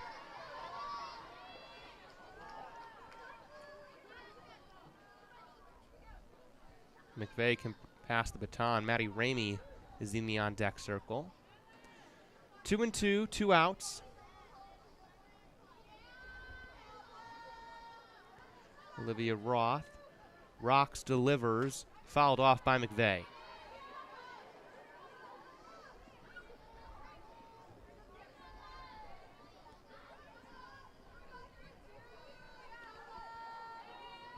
Count remains 2-2. Michigan offense has been really solid up and down. McVeigh showing a bunt with 2-2. Certain she'll pull that back as the pitch comes. And she does. Tries to slap it, stays alive, fouls it off.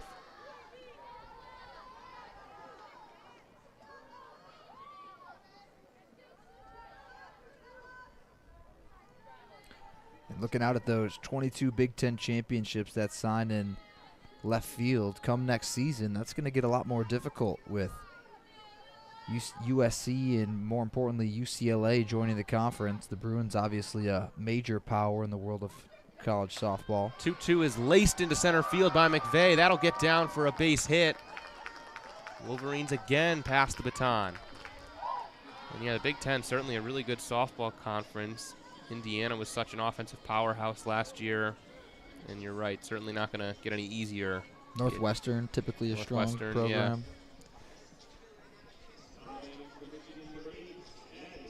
Did they end up winning the Big Ten tournament last year? I believe so. They were red hot at the end of the year. They made a run in the Women's College World Series, I believe, as well. Maddie Ramey now will dig in. 2 aboard. McVeigh at first. Stevenson at second. Ramey awaits. Here's the pitch. Blooper to third. That's hauled in. Bowling Green gets out of the 5th. Will head to the top of the 6th.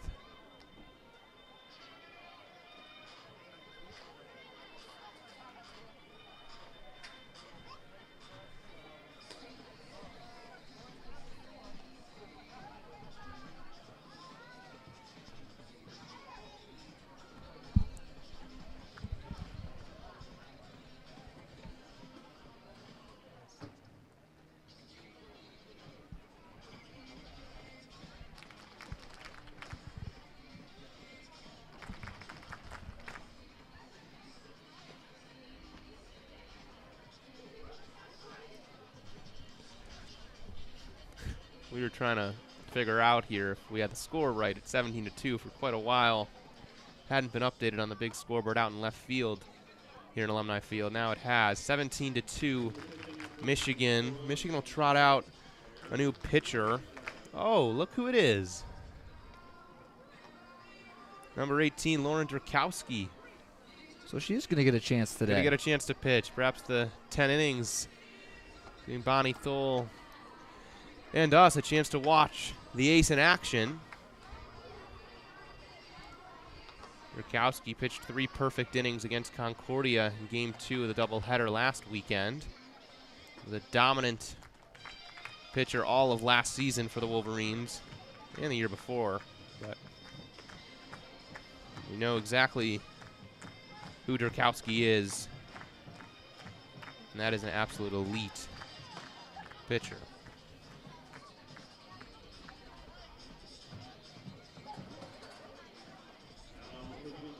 Dirk was Big Ten second team last year, finished with a 2.12 ERA. Had a 2.12 as a freshman. And the Bowling Green order has a tall task ahead of them to scratch some runs off Drakowski. Mythical number 66 going to dig in for Bowling Green.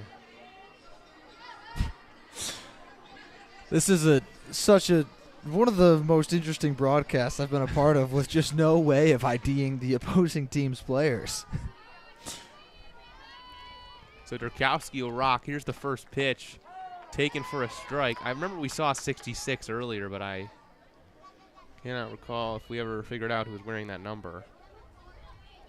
First pitch for a strike. Corner infield fairly in. Saw a slap hitting approach. Drakowski, that one's outside, ball 1.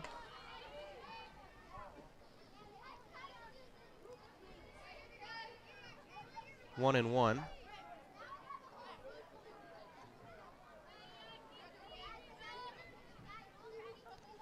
Drakowski delivers, fouled off toward the Bowling Green dugout, crawls in there, 1-2. And Tucci retrieves the ball. 17-2 Michigan in the top of the 6th. Thank you for continuing to tune in to WCBN to catch this fall ball action. Michigan offense has been potent.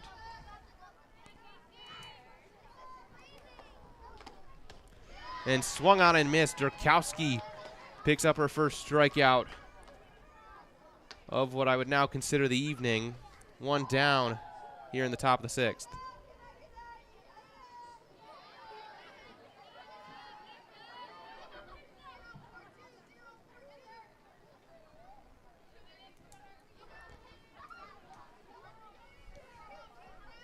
Now it'll be the other number we haven't discovered. Number 15 digging in against Drakowski. Up and in. Dirk turning up the gas there.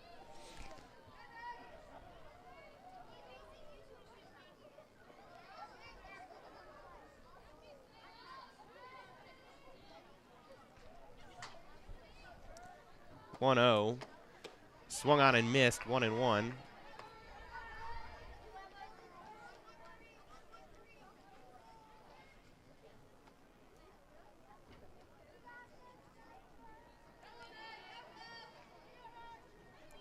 Drakowski will check the wristband. 1-1, 1 out, top 6. Pitch is outside, 2-1.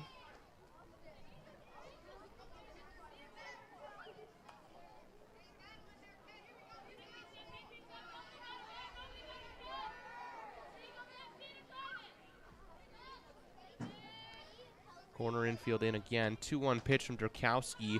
Low and away. Good stop behind the dish. I believe that's Carcoborough still back there. Around the horn, Delamonica at first, Ramey at second, McVeigh at short, Vantucci at third, Stevenson in left, Conway in center, Indy Langford in right. 3-1 pitch from Lauren Drakowski. Here it comes, fouled back.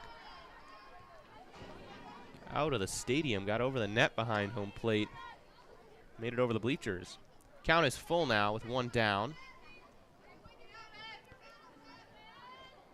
Treat for us to get to see Dirk in action here. Was not Absolutely. thinking that she'd be active today. Dirk 3-2, swung on and missed. Back-to-back strikeouts for Lauren Durkowski. As Kelin just said, a treat to watch Durkowski work in the circle.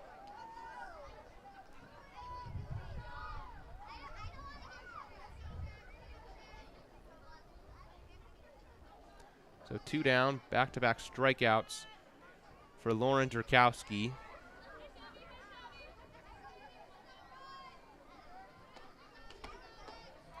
Pitch is upstairs.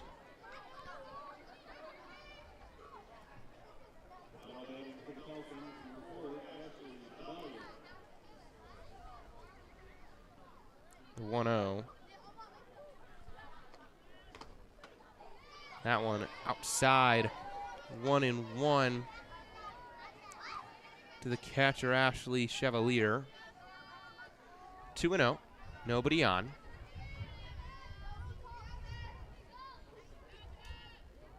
Durkowski 2-0 delivers. That one down the pipe for a strike, 2-1. Durkowski turned up the heat, blew that one by.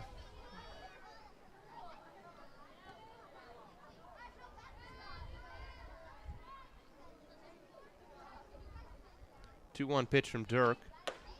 Another one right by her into the zone, 2-2. And obviously a lot of Michigan's hopes for next season rely on the arm of 18. 2-2 from Durkowski. Misses outside. And you're right, Durkowski just was such a workhorse last year. Especially down the stretch. I mean, at the start of the season, very unproven, and down the stretch, he really turned it on. 3-2 pitch from Durkowski. Swung on and missed. Three straight strikeouts for Lauren Durkowski. As good as it gets for 18. Like you said, does not get much better than that. And I'm curious to see how much work she's going to get.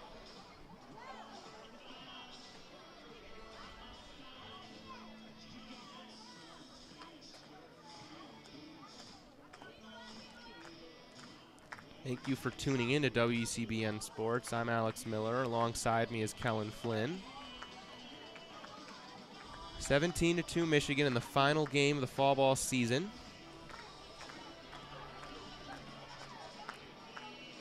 And Michigan's looked about as good as they could, as the scoreline would tell you. 20 hits through 5 offensive frames.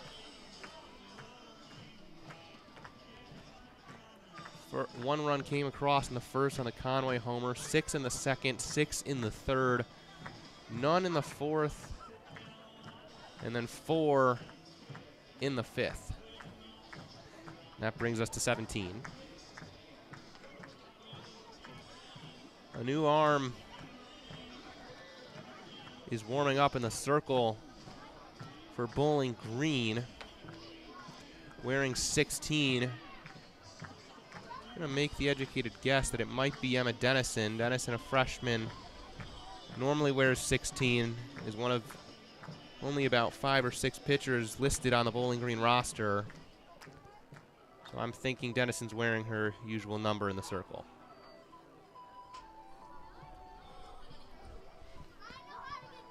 The fun parts of exhibition games as a broadcaster. Leaving us up with some guesswork here. But if it is Dennison, she'll have to face Riley Carkerborough and then Indy Langford to begin the bottom of the 6th for Michigan.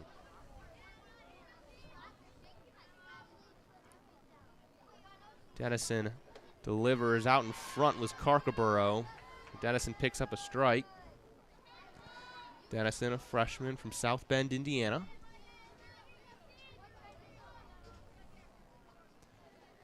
Carkerborough awaits. Here's the 0-1. Skips across home plate, 1-1. Carkerborough started the game at third after a nice Really nice diving stop at the hot corner. Has made her way behind the dish, where she's been for the last couple innings. That's been good today, too. 1-1. Yeah, I heard Emma. Swung on and missed. Karkover out in front, so I think it is Emma Dennison. Got one right. There we go. So 1-2 now to Riley Karkaborough. And it's dark out. It's dark out. It's dark out. So you know winter is coming. 7:30, and it is dark, even in the press box. Upstairs to Karkaborough, 2-2. Lights are out here at Carroll Hutchins.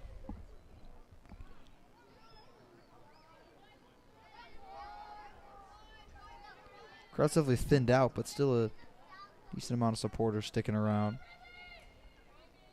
2-2, swung on and missed, so the freshman Emma Dennison picks up a strikeout for Bowling Green.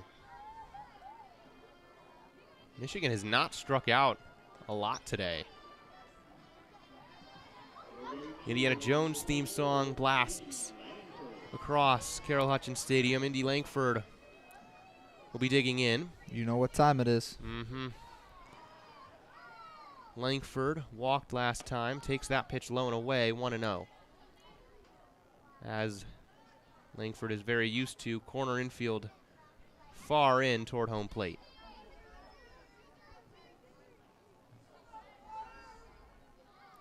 (1-0) from Dennison. Langford chops it foul.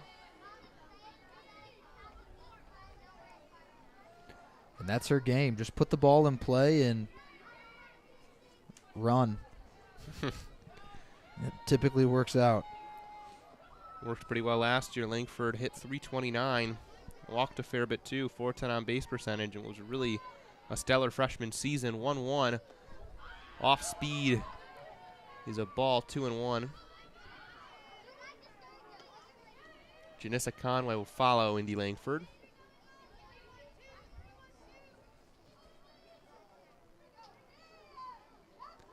(2-1) pitch from Dennison.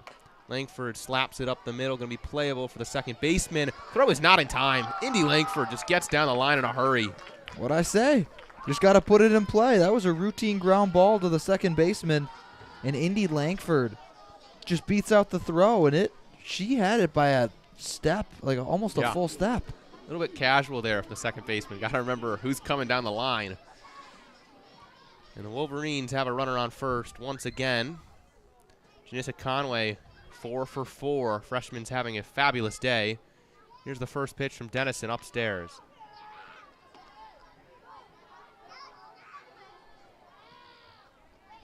(1-0).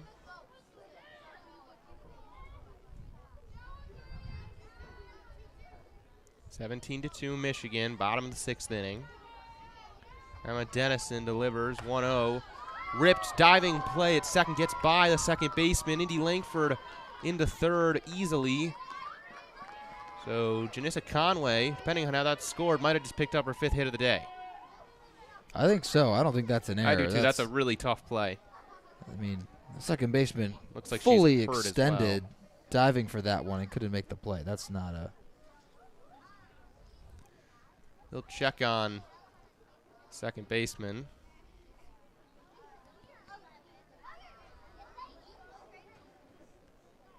For the Wolverines, that means runners on the corners for Aaron Hain. And again, if you've joined us recently, Bowling Green is wearing alternate pink jerseys today, and their numbers do not match up with those on the roster. I think that might be Hutter. Was wearing, I think that was number 5, and Hutter was Hutter's 5 earlier. Might be Hutter playing second currently for Bowling Green.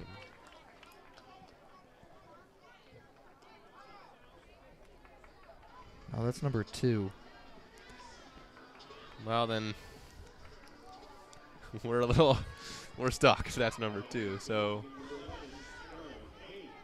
Hain now looks like number 2 will stay in the game. First pitch to Hain, swung on and missed out in front of it. Runners on the corners. Langford at third, Conway at first.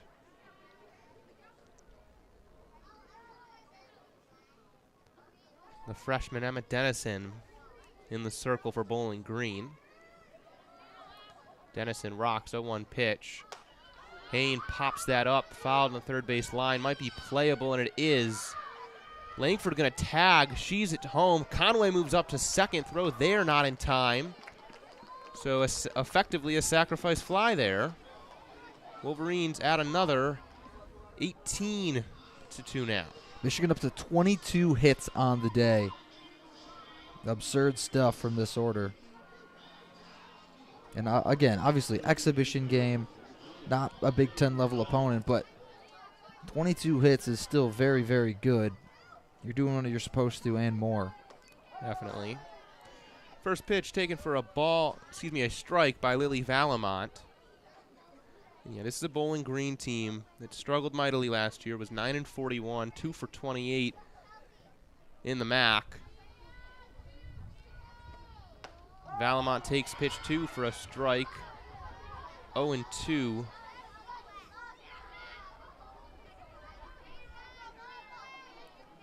Valamont. Runner in scoring position. Conway's on second. 0-2 pitch to Valamont. Fouled off.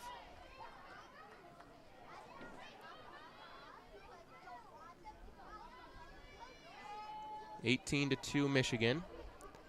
And yeah, as expected, Janissa Conway's ball was scored a hit, so she's 5 for 5 today. Quite the day for the freshman as she stands at second. 0-2 pitch to Valamont, off speed.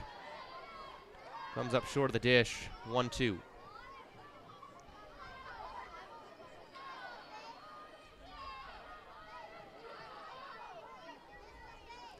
Dennison checks the wristband.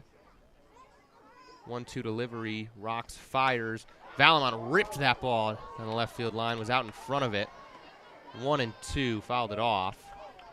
Barreled that up just out in front, came off the netting. Count will stay 1-2. Janissa Conway hanging out at second base.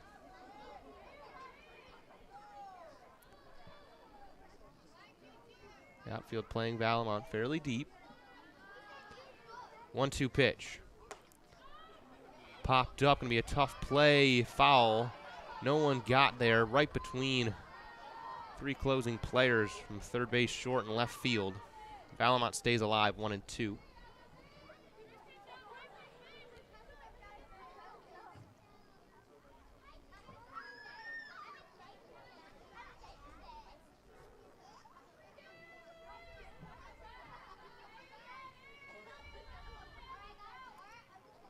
Valamont waited on the off-speed. Diving catch. No, it's not made. Valamont will reach RBI. Oh, I thought a diving catch was going to be made out there in center. That was a great effort from the center fielder. Just couldn't squeeze it through the landing. I believe that's still Dolis in center. Got a pinch runner on first for Valamont. So I think that's Ellie Sealer back in the game. It is. It's not Dolis in center. I don't know who it is, but it's not Dolis. Around.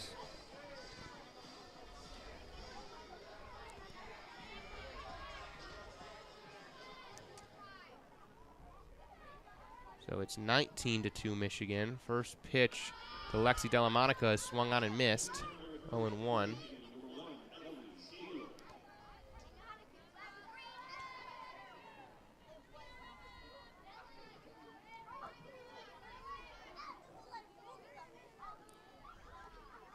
A 1 pitch from Emma Dennison, up and away. 1-1.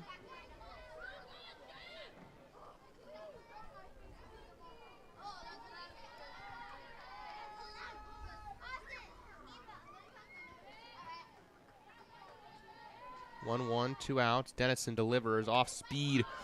Grounder. The catcher going to have to make a play. Safe easily is Delamonica. Just got the end of the bat on that ball. Ended up between Dennison and Chevalier. Chevalier's throw was not in time. Michigan's done a fantastic job hustling to beat out infield hits. Most certainly. Conway had a couple of those. Indy Langford and now Delamonica. 24 hits for the Wolverines. And we're only about halfway through this game. Ella Stevenson now up to the plate. First pitch grounded foul on the third base line. Stevenson, chance to hit here with 2 on, 2 out.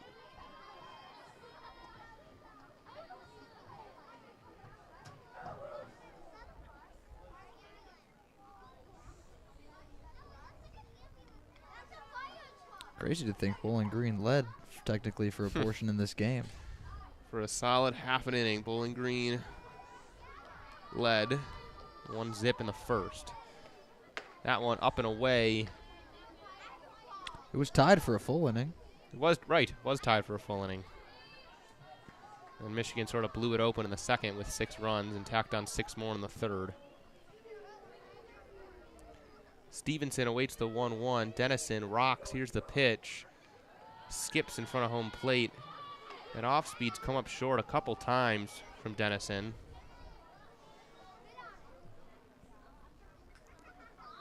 Two, 1. Runners on first and second. 2-1 pitch. Stevenson lines that down the third base line. Foul. Bowling Green playing her there a little bit. The left fielders playing pretty close to the left field line.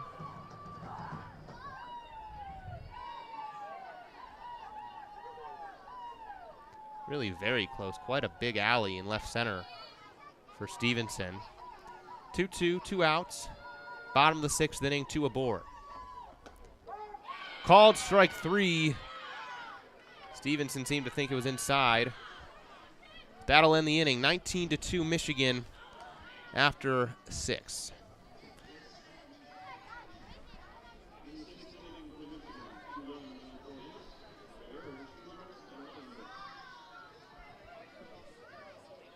And Lauren Durkowski will trot back out. So we'll get to see another inning of Dirk here.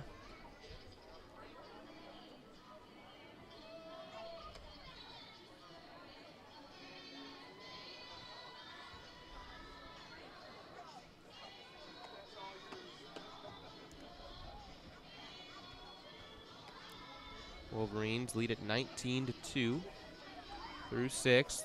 Fall ball finale. It's been really exciting to see the Michigan offense as potent as it's been. I'm really excited to see this team play come February. It's going to be a really exciting season. Big Ten, pretty excellent conference, really, but Michigan has the pieces to be right in the thick of it all season. Yeah, and we talked about it. Obviously, Indiana is going to be a real threat. I mean, if I remember correctly, most of their most dominant bats were underclassmen. Yeah, they had a couple. Erin Kern. Erin Kern was a freshman. Yeah, she had a season. So it'll be very intriguing to see how it shakes out. Obviously, Northwestern right there as well. But Michigan in a little bit of a down year last year, the first year of the Bonnie Thole era. I don't expect that trend to stick around. I think it's some changes happening, but they're going to get right back to where they were. Durkowski first pitch in there for a strike.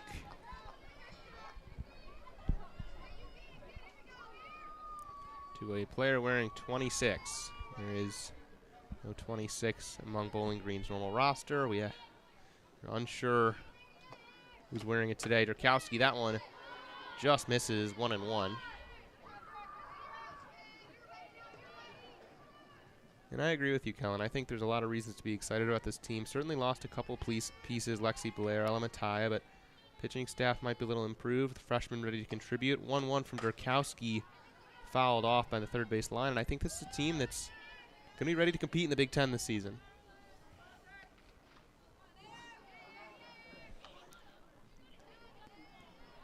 Yeah, I mean, I completely agree. Obviously, like we talked about, Indiana, Northwestern, going to be really, really strong next season, but 1-2 from Durkowski. It's away from Carcaborough. this Michigan team's going to might sneak up on some people. I feel like that's kind of what we're hoping the trend is going to be for a couple of sports. I think men's and women's basketball are sort of in similar places after down years last year. Women's team was pretty good last year. I was going to say, women's team was good, but 2-2. I always felt with the women's basketball team is they were good, but I just felt like there was a different tier between them and like Indiana, Iowa, Ohio State, even Ohio State in the top of the Big Ten. The Big Ten was nuts last year. Yeah. Full count here. Nobody out. Top 7. Durkowski delivers. Called strike 3. Durkowski 4 up, 4 Ks. Not too shabby for Lauren Durkowski. Talking about the women's basketball team, I'm really intrigued to see how they do this year. Obviously, you lose Emily Kaiser and Leah Brown, 2 of your studs. Maddie Nolan transferred out. Maddie Nolan at Colorado, I believe now. But Layla Felia, who was with the Olympic team over the summer, playing in the FIBA World Cup, she's somebody that I expect to really make a jump and be one of the best players in the Big Ten. And I agree. Durkowski first pitch for ball 1. Just kind of figuring out who fills in around her is the big question. 1-0 from Durkowski, swung on and missed, 1-1. And I agree with you. I think Felia, we know what we have, and it's going to be interesting to see the transfers. Taylor Hansen in from Missouri. Elisa Brett. Curious to see how Greta Kampschrader does too in the second year. 1-1 fouled off. I'm pretty excited about Jordan Hobbs. I think she showed a lot off the bench last year. I think they're another team that's young, developing, going to be fun to watch next year. Cameron Williams as well, somebody that showed flashes, but got to be able to play without fouling. 1-2 coming from Durkowski upstairs. Yeah, I think Taylor Williams will probably see a little more time at the 5 with Emily Kaiser graduated, which I think might help her out defensively and offensively, a little more time in the low block. A lot of exciting stuff coming up. Obviously, you and I both hoping that everything goes smoothly, and we'll be at Madison Square Garden for the Gavitt game when Michigan takes on St. John's at MSG. That'll be awesome. 2-2, Durkowski. At the dish is Hutter. 2-2 from Dirk. Excuse me, 3-2, and that's a walk. Durkowski lost her. So Hutter picks up a walk. Durkowski allows her first base runner of the evening. And she thought she painted it perfectly. Home plate umpire disagrees. So Durkowski's allowed her base runner. Katie Hutter on first.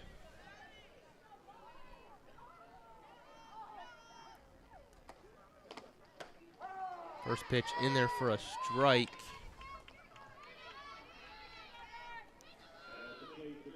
To Addie Martin. Still at the top of this order behind Hutter at the bottom. 0-1 from Durkowski, fouled off. 1-1 to Addie Martin.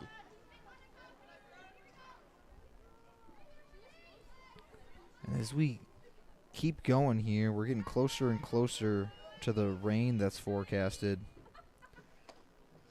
0-2, missed outside. And we were not accounting for 10 innings. This game might get a little closer to rain than initially expected. That means my walk home is getting much closer to rain than was expected. 1-2 from Dirk outside. 2-2. And on the weather app, it's saying it's already here. So that's not a good sign. Well, our view would beg to differ with Mr. Weather app. Nothing's fallen down yet. 2-2 from Dirk. Just got a piece of it out in front. Was Martin. I'd wager we don't play 10. We'll see how long this rain holds off.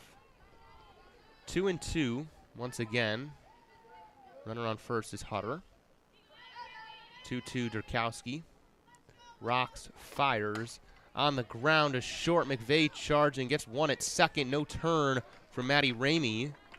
Martin tripped a little bit at the end of that run, but she's aboard at first. Michigan cuts down the lead runner. Good speed from Martin.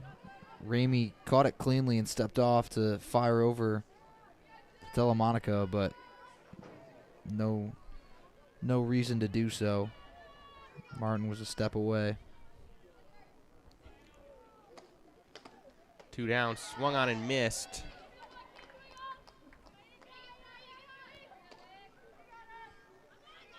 By, I think, Hannah Hunt was our mystery woman wearing number 2. It's her normal number, and I believe I'm hearing some chants of Hannah. So Hunt swung and missed at the first pitch. Upstairs from Drakowski, 1-1.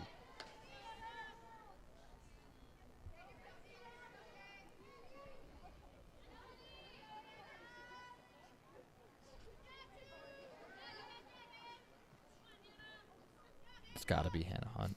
1-1 from Dirk. There's a ball outside. 2-1. Big shout out to anyone that's sticking with us here. All 10 of our listeners right now. These are some Michigan softball diehards. 2-1 fouled off. Make that 2-2 now.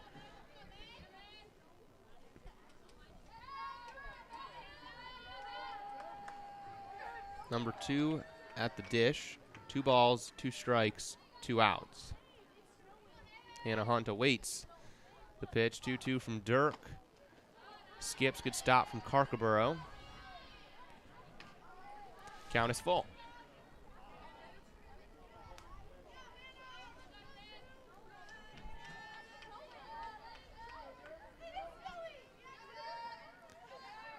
Full count pitch from Drakowski coming. Here it comes, 3-2, fouled off speed. Hunt stays alive.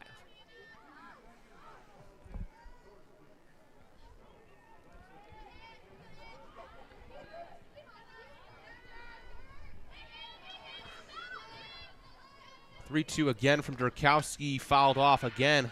Nice at bat being put together here by Hannah Hunt, staying alive. Lauren Drakowski is going to be one of the best pitchers she'd face all next year, all in the spring. Fighting hard. Doesn't get much better than Drakowski anywhere in the country. 3-2 pitch. Fouled off again, this time to the first base side.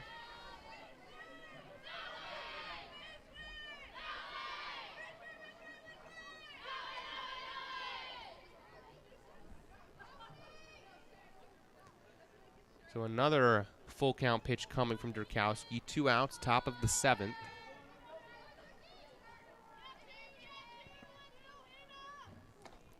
(3-2) line drive, base hit into left field. Hannah Hunt knocked in a run, was not running well down the first base line after that base hit. And she's gonna be checked out by the Michigan trainer. Not sure exactly what happened there. She was briefly down injured after an attempted dive playing second base. She's trying to walk it off, it seems. She heads toward her dugout. Give Jennifer Brundage a chance to talk things over with Lauren Drakowski.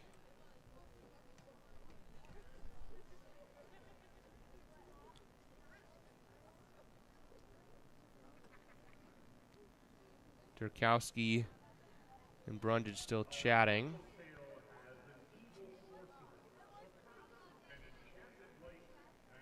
Pinch runner in, wearing 66. We've seen that number a couple times. Yet to figure out who it is.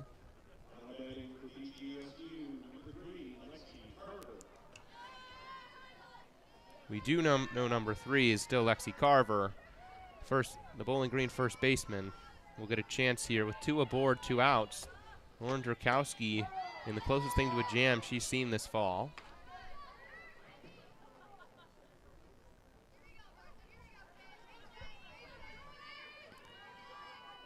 First pitch for a strike. Yeah, Dirk came in and was just melting through this order like a hot knife through butter. High fastball is swung on and missed. 0-2. Last couple hitters gave Dirk a bit of a challenge, but quickly ahead 0-2 here to Carver. A strike away from getting out of this inning. Here's the 0-2 upstairs. Just above the letters. Or maybe the helmet. Depending on your viewpoint. 1-2 now from Dirk. She'll check the wristband. Right foot on the rubber. Rocks and delivers. Ooh, hit her right in the ankle. That can't feel good. Dirk just missed there. Yeah. Flat out. Didn't come out of her hand correctly. So now the bases are loaded for one of the more dangerous Bowling Green hitters, Reagan Williamson. This is a big spot here for the Falcons to potentially put a couple more runs on the board. Haven't put up more than one run in an inning. Saw one in the first and one in the fifth. Lauren Durkowski. Bases loaded. Gonna have to get Williamson out to finish this inning. Reagan Williamson last year hit .246 with only a homer. The year before, both years as full-time starter, she swings and misses at the first pitch and off speed, hit .310 with 8 homers. So, a bit of a tale of 2 seasons for Williamson. This Bowling Green program went from on the middle of the map to the bottom last year. Williamson's production seemed to have gone with it. 0-1, hit hard in the air to center, but not with enough. Easy fly out to Conway. Durkowski gets out of the inning. Remains 19-2 Michigan. Head to bottom 7 here, and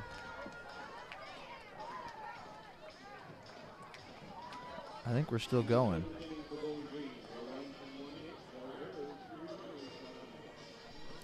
And the fans are standing up, but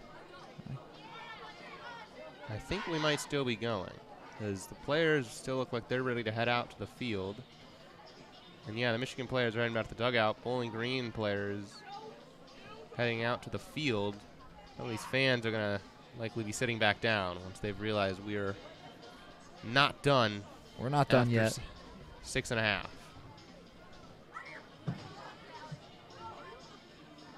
Emma Dennison will be back in the circle for Bowling Green.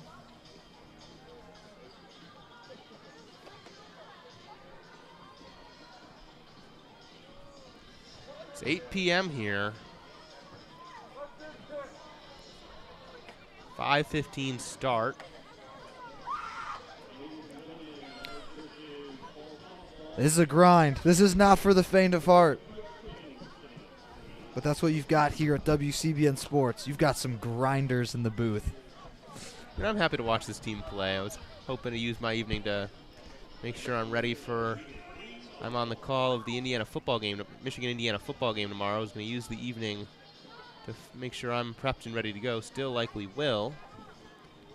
But we're getting a later start on that than was expected.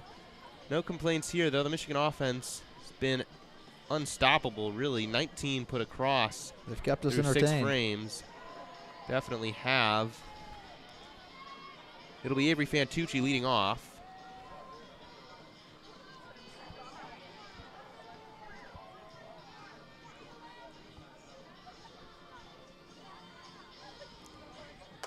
Line drive, snagged at third. Nice play at the hot corner there. And Fantucci's retired. And the advantage of going 10 innings here is you're going to have players in this order for Michigan that are getting 7, 8 at-bats in a game. And that's just a lot of valuable experience. Definitely, and I think that's the whole point of fall ball. Get everyone some extra reps. First pitch to Ella McVeigh. Off speed, drops in for a strike. McVeigh is out running as a slap hitter and was out of the batter's box before that pitch reached home plate practically. 0-1 now from Emma Dennison. Here's the pitch. Upstairs, 1-1.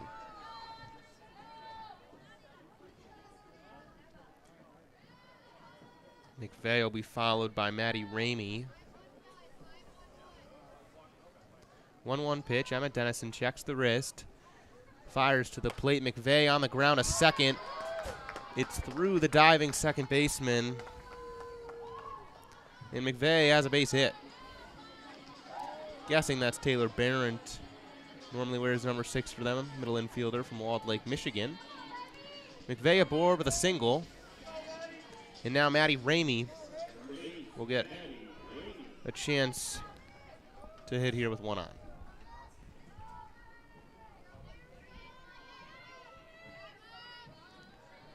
Dennison first pitch to Ramey. In there for a strike. A lot of fans made their way to the exits after the end of the 6.5. Still some stragglers here enjoying some fall softball in Ann Arbor. Ramey on the ground to second, assuming that's Barron, scoops it to first, one down. McVeigh makes her way to second. And that'll bring up Riley Carkerborough, one down. A runner on second base in Ella McVeigh.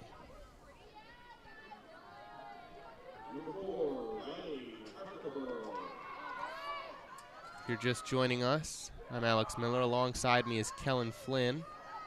We're in the bottom of the 7th of what's going to be 10 innings in this fall exhibition. Off speed from Emma Dennison. It's a strike, but Ella McVeigh took off. That pitch was so slow, there was never going to be a throw to third. So McVeigh picks up a steal. McVeigh was essentially standing up at third by the time it popped in the catcher's mitt. Dennison's off speed at times has just been really slowed down. The 0-1 fastball line to second. Nice dive. I think that was caught. That was a fantastic play. So Barrett will end the inning with a nice diving play at second. How about it? Laid out, squeezed the leather all the way through. That's a quick inning. That's only the second scoreless inning we've seen today. Emma Dennison has a little bit settled the Michigan offense down since coming in. If 2 runs over 2 innings can be considered settled down, which I think on an evening where Michigan's put up 19 can be considered the case. Lauren Drakowski back out for a third frame for the Wolverines. Still Dirk, and I'm curious. I don't expect her to finish this game. Now, who does is the question. Is it LeBeau? Is it Aiken? I'd imagine it's one of those two. We already saw Erin Hain got the start. Hannah George followed her. And then Lauren Drakowski.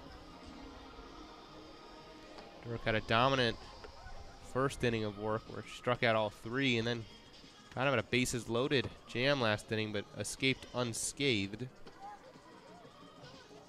So it remains 19-2. Michigan 25 hits to Bowling Green's 5. An error apiece for each team. We very much appreciate all those of you who are still tuned in to us here at WCBN Sports.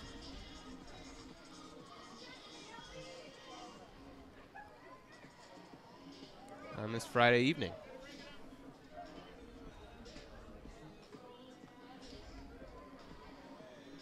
Outfield stays the same. Yeah, we can run around the horn here for Michigan. Drakowski and Carkerborough still the battery. At first is still Lexi Delamonica. At second, Matty Ramey. At short is Ella McVeigh. And at third, Avery Fantucci. I believe that's still Stevenson in left, Conway in center, and Indy Langford in right field. It's been a pretty consistent group for the last couple frames for the Wolverines. Drakowski ready to begin the top of the 8th. First pitch, fastball in there for a strike.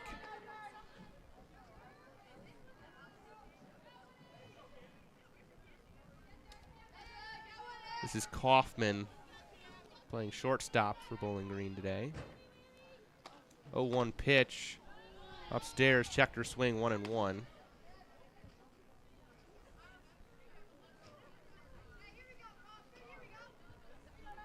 One and one.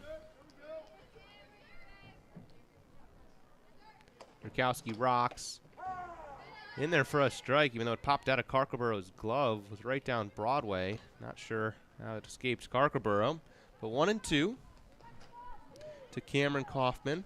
Carkerborough typically pretty reliable back there. Besides Kiki Thole, Karkaburow's probably played the most catcher of anyone on this roster. 1-2 upstairs. Yeah, that's definitely the 1-2 punch behind the plate.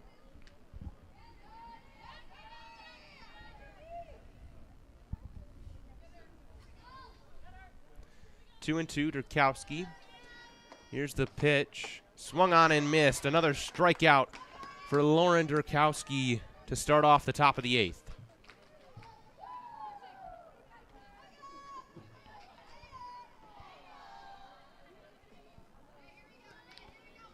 Three innings still to play here. Well, 2 2/3.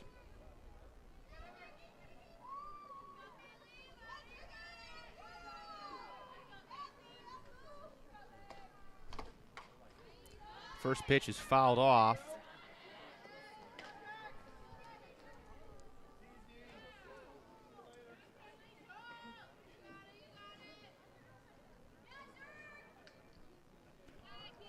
And I'm expecting this rain to come in any minute now.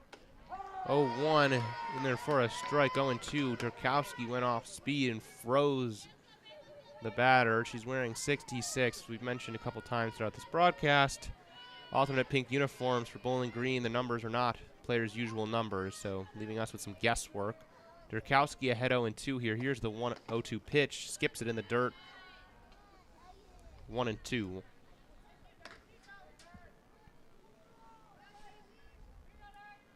Been mostly smooth sailing for Durkowski for the most part.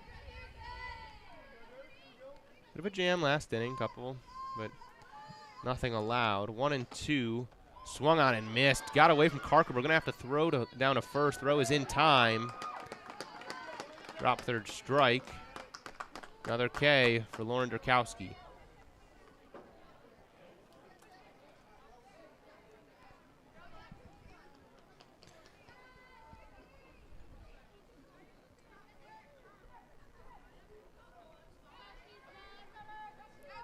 Dirk looks like she's back in rhythm. 2 quick outs, both strikeouts for Durkowski. Fouled off.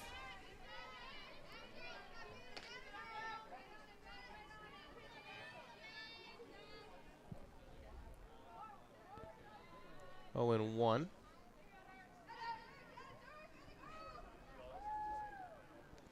Durkowski rocks, delivers. That's called a ball. Close pitch, 1-1.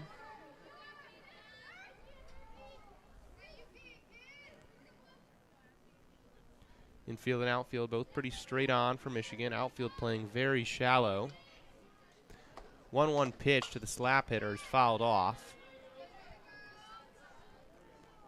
1-2.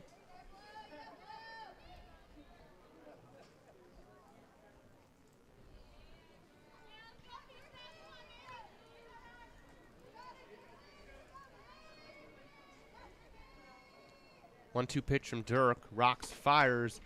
Grounder fouled on the third base side. So we'll do it again at 1-2.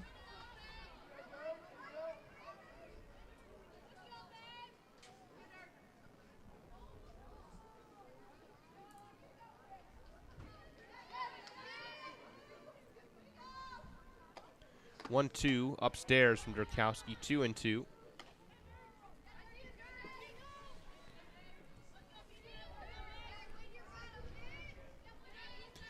Two and two, 2 outs.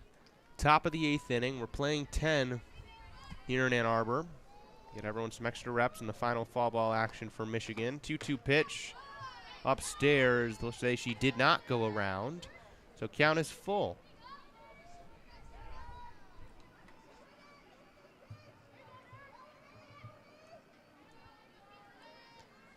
Durkowski sets. Full count delivery. Here's the pitch. Got her on strikes, called out looking. Durkowski picks up another strikeout to continue what's been a very solid evening for the Wolverines ace. We'll head to the bottom of the 8th inning, 19-2 Wolverines. Big time stuff from Dirk.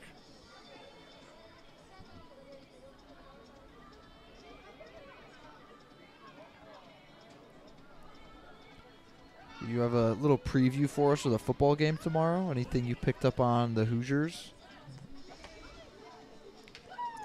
some speed in the kick and punt return game. All right. One little tidbit, but I think, I'm expecting Michigan to take care of business. As am I. Should be a good crew. Daniel Olson and Vihan Iswar are going to, barring any changes, call the first half, and I'll do the second half alongside Kobe Siegel. Should be a fun game. Should be Absolutely. plenty of highlights to talk about. Be my first football broadcast. Looking forward to it. I hope the rain's not that heavy. Yeah, it'll be interesting. I have to feel like even in the rain, Michigan will just go to the ground game and It might let be the a offensive line go to work, let Corum and Donovan Edwards go to work. physical ground and pound game. Yep. Michigan doesn't shy away from those. So. Might be a Khalil Mullings game. Might be a Khalil Mullings game. Could definitely be a Khalil Mullings second half. You hear that? Oh, look, the Indiana Jones theme song is playing again, which means we're about to get underway. Bottom of the 8th, and Indiana Langford will lead it off for the Wolverines. She'll be followed by Janissa Conway, who I believe is 5 for 5, I want to say. Yeah. Believe a home run and 4 singles. Not bad. First pitch to Langford's a strike.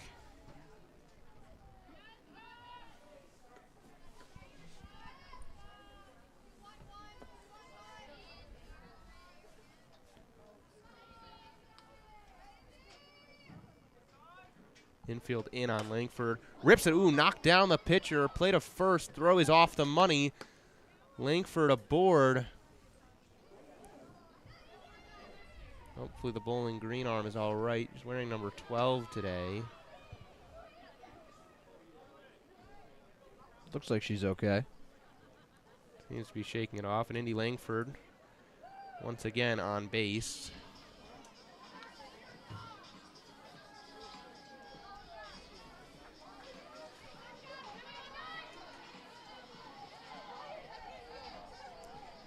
Now it'll be Janissa Conway. 5 for 5, having quite the performance.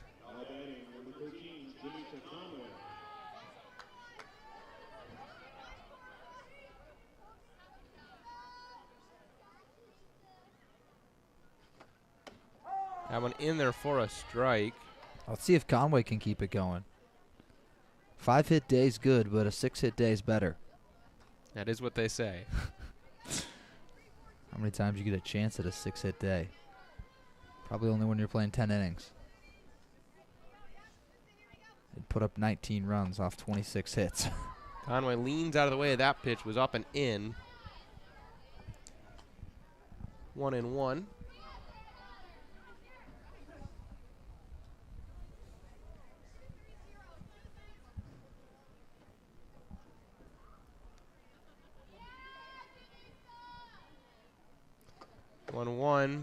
Outside, 2-1 to Conway.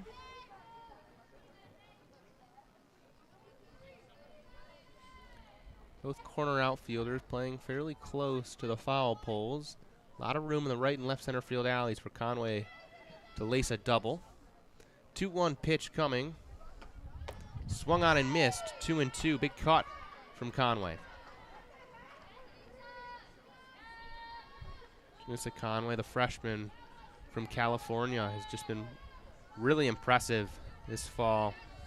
Played a very excellent center field, covers a lot of ground out there, and been hitting for a high average and a lot of pop. 2-2 pitch, skips across home. Langford takes off. She's into second, no throw. Langford can absolutely fly around the base paths. It's not news to anyone who's been keeping up with Michigan softball, but man, Indy Langford's fast. Michigan has a lot of quickness on this team. Yeah. And that was sort of Michigan's approach last year, is in a way where Indiana was hitting a lot of long balls. Michigan was just trying to get on base, steal some bags, move runners. Janissa Conway, meanwhile, works a walk.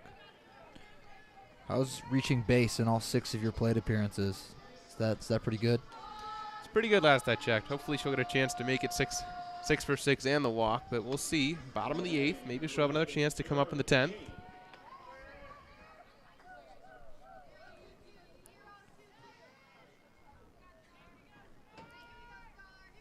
Aaron Hain now at the dish. First pitch to Hain is popped up. Shallow left field. Kaufman, the shortstop, goes back, makes the play in shallow left center. So one down. Aaron Hain retreat to the dugout. And that'll bring up Lily Valamont.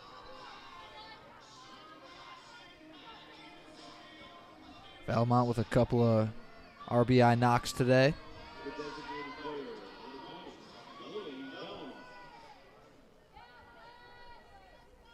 Two aboard with a lot of speed. Langford at second, Conway at first. Valamont going to look to put a couple more runs on the board for Michigan. First pitch for a ball, 1-0. And Valamont, one of a handful of Wolverines that's stuck in this game the whole time. Conway, I believe Stevenson's been in the whole game, and Valamont. Fantucci, I think she's moved around, but 1-0 pitch in there for a strike outside part of the plate. Yeah, I think Fantucci has been in the whole game as well. Started at short, moved to third.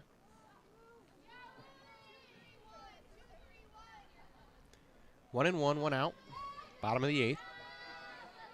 Two aboard for Lily Valamont. Rocks, here's the pitch. Low and away. 2-1.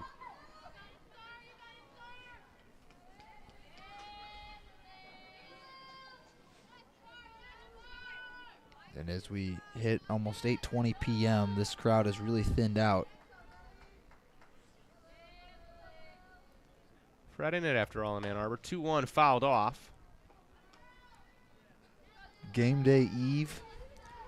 Game day eve. I've gotta head home and prep. 2-2. Trying to make sure I have everyone on both teams' numbers memorized. Put your spotting boards together. Yeah, I've been working on it. 2-2 now to Valamont. Here's the pitch. Fouled off, third base line.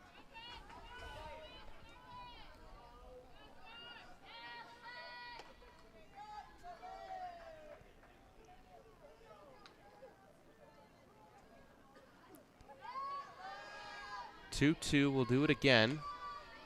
Runners on first and second, one out. 19-2 Michigan.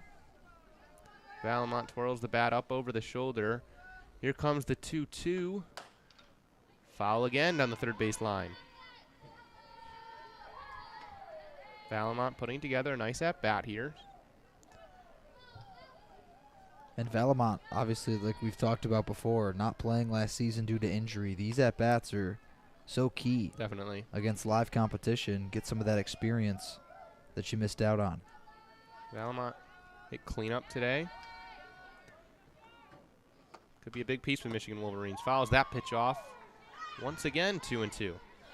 And we've talked about it. A lot of question marks in this lineup. We know Ellie Sealer and Kiki Thole in the 1 and 3 spots. You know what you're getting from them on a day-to-day basis and throughout the course of the season. But a lot of other spots where it's freshmen that are being asked to maybe take on a bigger role, or freshmen coming in that we're seeing for the first time. Absolutely. 2-2. Valamont deep to right field. Not enough. Caught out there in right. Langford will tag to third. Little too much air under that ball for Valamont. Barreled up well, just not enough juice to get out of the yard. So that'll bring to the plate Lexi Delamonica. Runners on the corners, 2 outs. Big spot for the freshman to add a little bit of, I was going to say insurance, but perhaps that's not the right word when it's 19-2 in an exhibition, but add a little bit on to the Wolverine lead here.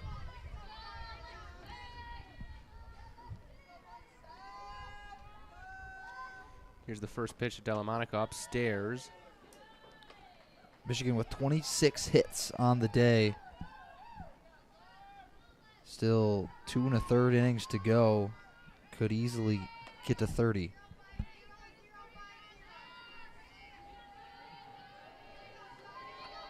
It's been a potent offense up and down the order today for Michigan. 1-0 pitch outside. Lexi Delamonica ahead 2-0.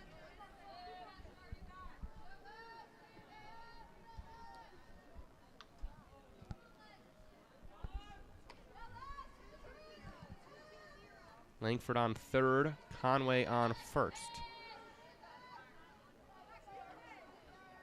Here's the 2-0. On the ground of the hot corner. Should be an easy play on a first. Throws in time. That was a somewhat tough play that was made to look real easy. That was Martin, the third baseman. That was a dart coming in, fields it cleanly, rifles it over across the diamond. 2 more to go. Top of the ninth, 19-2 Michigan. And Jessica LeBeau will get a chance to pitch for these final 2 frames, it seems. That answers that question. We weren't sure who would close it out, and we could still see Emerson Aiken, but I'd guess that LeBeau's going to get these last 2 innings. LeBeau, the senior, spent 2 seasons at Kent State. Last year for Michigan at a 3.54 ERA over 20 starts. Second on the team in starts behind Lauren Durkowski. Pretty solid in that number 2 role for Michigan. Look for more of the same, if not improvement, this season. LeBeau get a chance to work here against Bowling Green.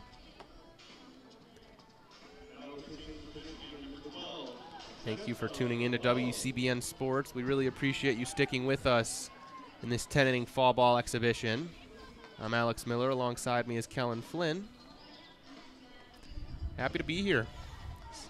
Good. Always good to be on the mic for WCBN. It's been a fun time.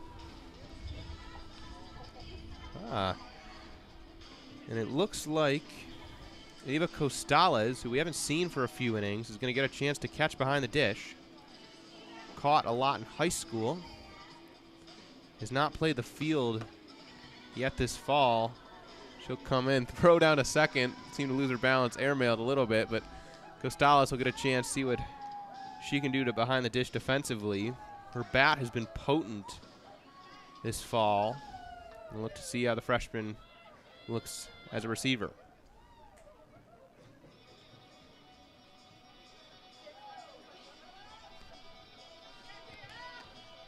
And this is great for their chemistry because there may be a situation where Kookaburra or Thole gets injured in the season and you need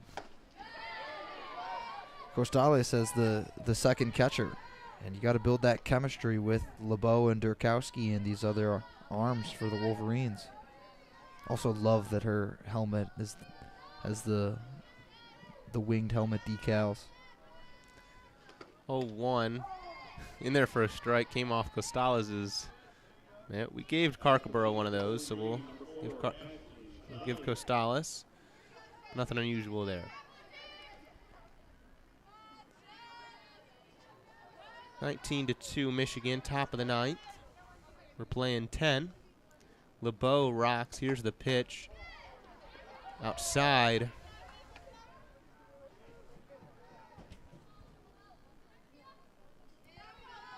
One and two.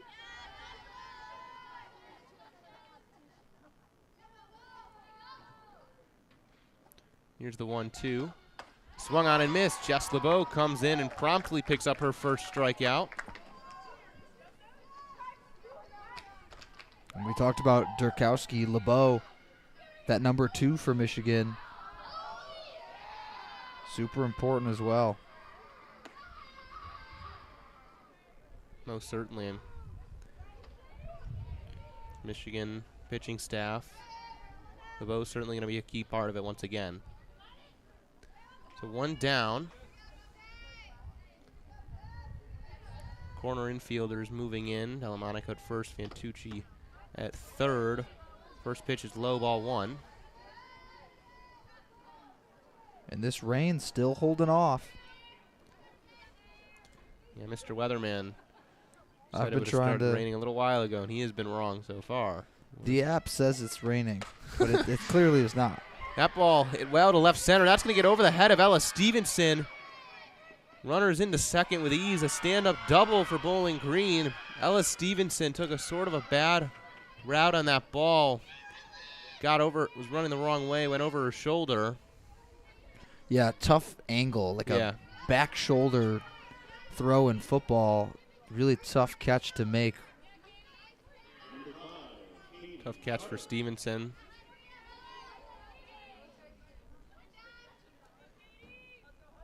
Here's the pitch from LeBeau. That one in there for a strike. It's Katie Hutter.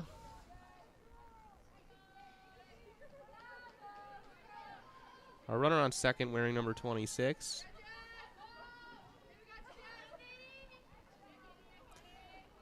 Katie Hutter awaits the 0-1. Here's the pitch from LeBeau upstairs, 1-1.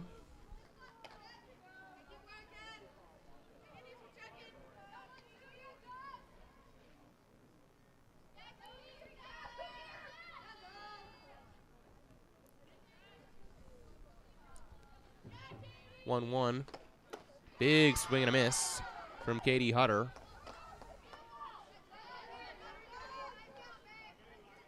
And both of these dugouts have stayed loud throughout this entire game. You look at the Michigan dugout, you've got a lot of veterans in there with the younger players on the field. Staying loud, keeping the energy up. 1-2 from LeBeau, swung on and missed. LeBeau picks up her second strikeout. So it goes strikeout, double strikeout here to begin the top of the ninth. And yeah, both dugouts have certainly kept up the energy. Still feel like neither have matched Concordia. They were lively last weekend. Concordia was on one. Even though they were 2 hit over 14 innings. Addie Martin, hard hit grounder. That'll get off the glove of Maddie Ramey. Throw home from Indy Langford is not in time.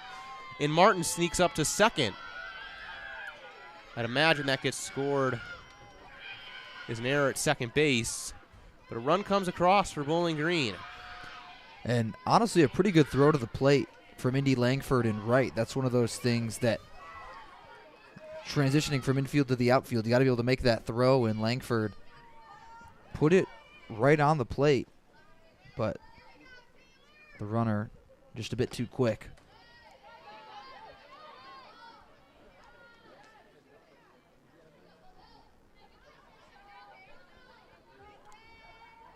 Number 6 at the dish, I've assumed previously to be Taylor Barron, who is playing second, listed as a middle infielder, and typically wears number 6.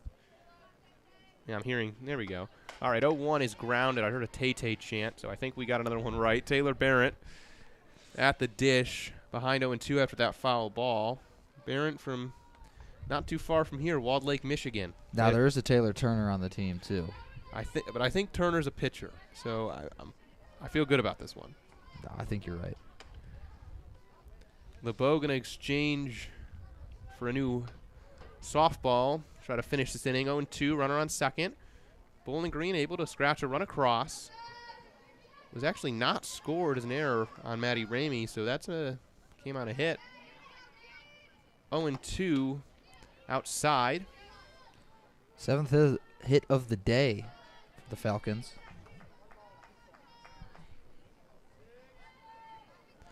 One and two. Jess LeBeau checks the wristband. Got to finish it here. Here's the 1-2 pitch. Called strike 3, a backwards K to the scoreboard. Jess LeBeau gives up 1, strikes out 3. As we head to the bottom of the 9th, which is not not what you think it means. Yeah, not what you think it means. We're playing 10. 19-3 now. I'm going to look like a fool if this rain never comes. Well, really, Mr. Weather App's going to look like a fool. You're just the man in the middle. I'm the messenger. The messenger.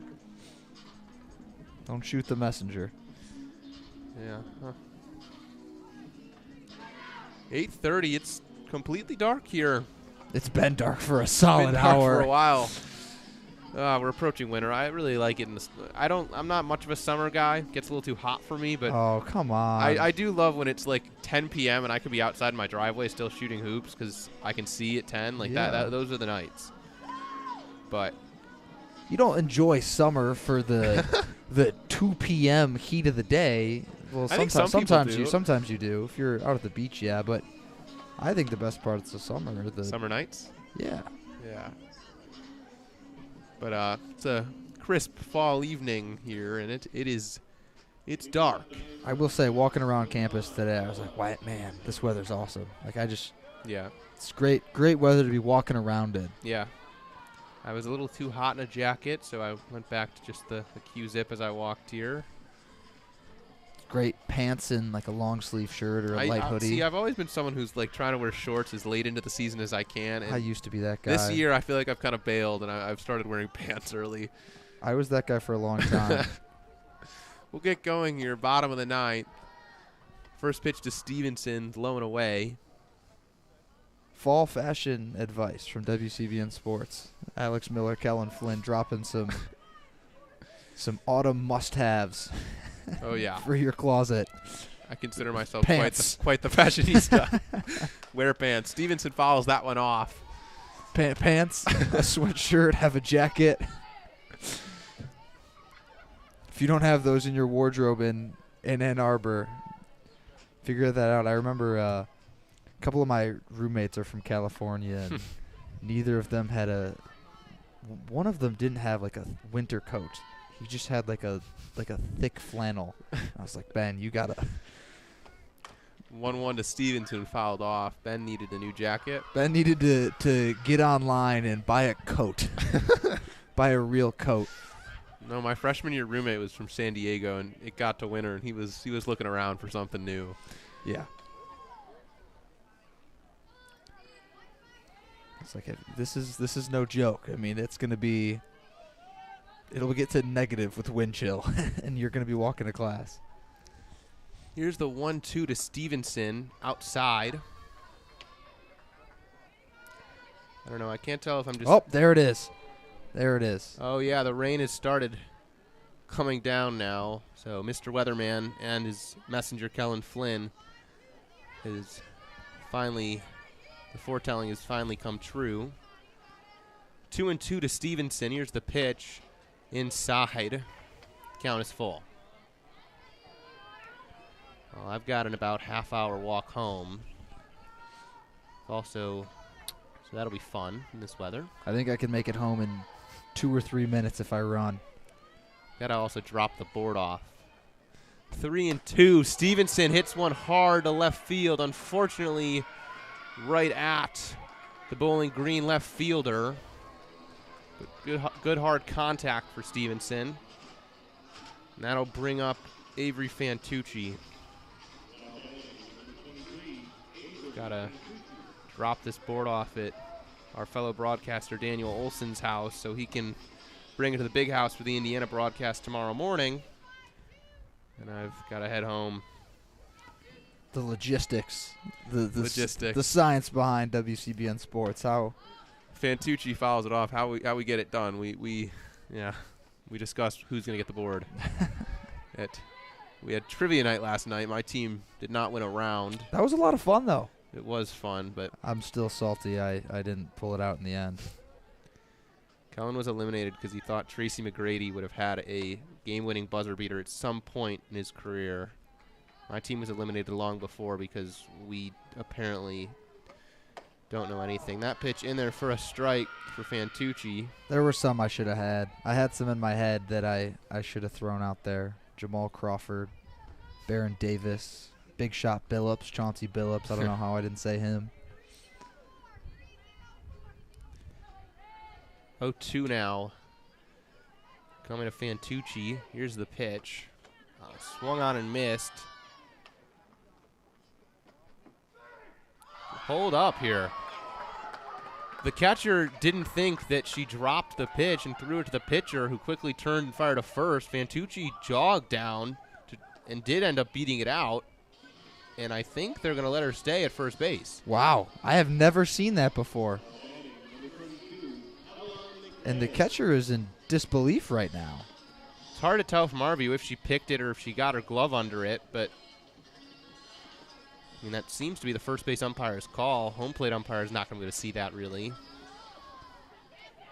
And Fantucci wasn't, I mean, she was hustling, but wasn't in a dead sprint. She hustled initially and then I think sort of slowed down once the catcher threw it to the pitcher, but Michigan gets an extra base runner. Ella McVeigh takes the first pitch she sees for a strike.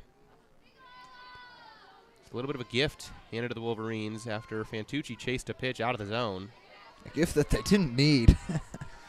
19-3, bottom of the ninth. We're playing 10. 26 hits on the board for Michigan. McVeigh showing bunt here. Corner infield is in. Pulls it back. Takes that one low, 1-1.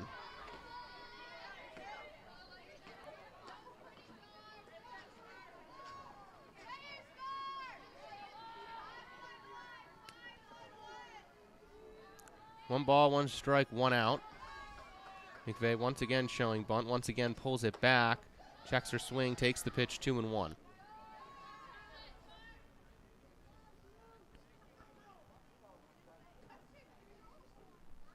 Fantucci on first after a bit of an oddity. 2-1. I think that's one of the best things about baseball and softball is there's always something weird that can happen. Beyond other sports. That one for a ball, low and in, 3-1. I just feel like baseball and softball where the weirdest things can happen, where everyone's just left, like even players are left looking at each other like what just happened. 3-1 now to Ella McVeigh. She's aboard, she'll be followed by Maddie Ramey. 3-1, slapped fouled on the third base line off the tarp. Seems like, meanwhile, the rain has disappeared as quickly as it came. It's still there, just barely. It's a mist. It's a mist. I'm not crazy, though. It does exist.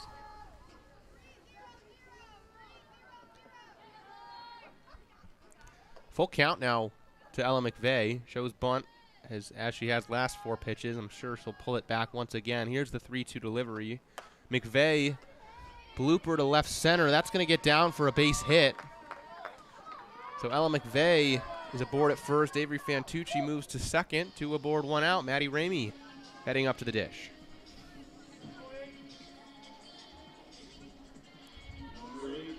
Michigan up to 27 hits.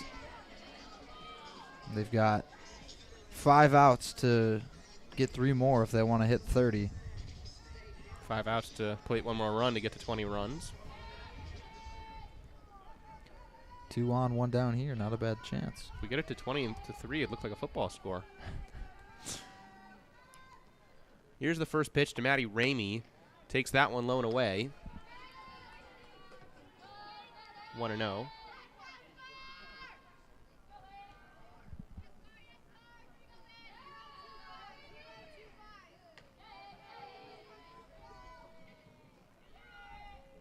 Ramey, another sophomore that didn't get a ton of plate appearances in her freshman year. That one in for a strike to Ramey, 1-1. And yeah, as Kelin said, we saw a lot of Ramey as a pinch runner, occasional defensive replacement, but getting some chances to hit here in fall ball. And with no Melina Livingston, that's a ground ball to first. First baseman takes to the bag, 1 down. See, once again, though, that's hard contact on the ground. Didn't happen to go right to a fielder, but that's what the Wolverines have really done a nice job of today, just hard hit ball after hard hit ball. And now Riley Carcaburo going to get a chance to hit with 2 outs and 2 on at second and third. Chance to extend this Michigan lead.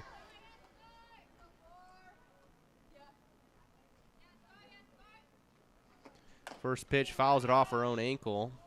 It's never fun. It's never fun. 0-1.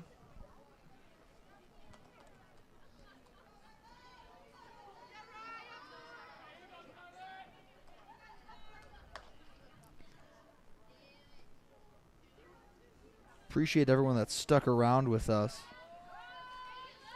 We're approaching 3.5 hours. Yeah, we're used to softball being like not much over 2 sometimes. Well, that first Concordia game flew by. Yeah.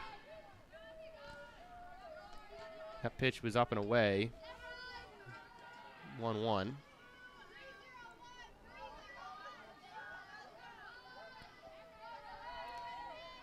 One and 1 to Riley Carcaburo. 2 in scoring position. That one outside. Rain falling a little heavier now, it looks like. 2-1.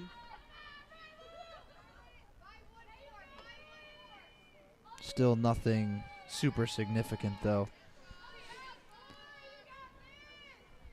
2-1 pitch. Carkerborough hit her. Took it like a champ, and she'll head to first. Now the bases are loaded for Indy Langford. Michigan scoreless in the last 2 frames, trying to rekindle some of that rhythm they had early. Bases loaded. I wonder if we'll see Langford take a real swing at this ball. Try to drive it maybe. First pitch to Langford, and yeah, she stood in there. I believe she had 1 home run last year. I think it was at home against Indiana. I have her down for 1 home run on the stat sheet, so certainly possibility. I believe I was on the call for that game. I wonder if I was on the call for that game. Yeah. 1-0 to Langford. Takes it in the zone for a strike, 1-1. Langford mostly a on-base and speed threat, but with bases loaded, going away from the slap hitting approach, forces it any back. 2 outs. Langford a chance to add to this Michigan lead. Here's the 1-1. Upstairs, 2-1 to Indiana Langford.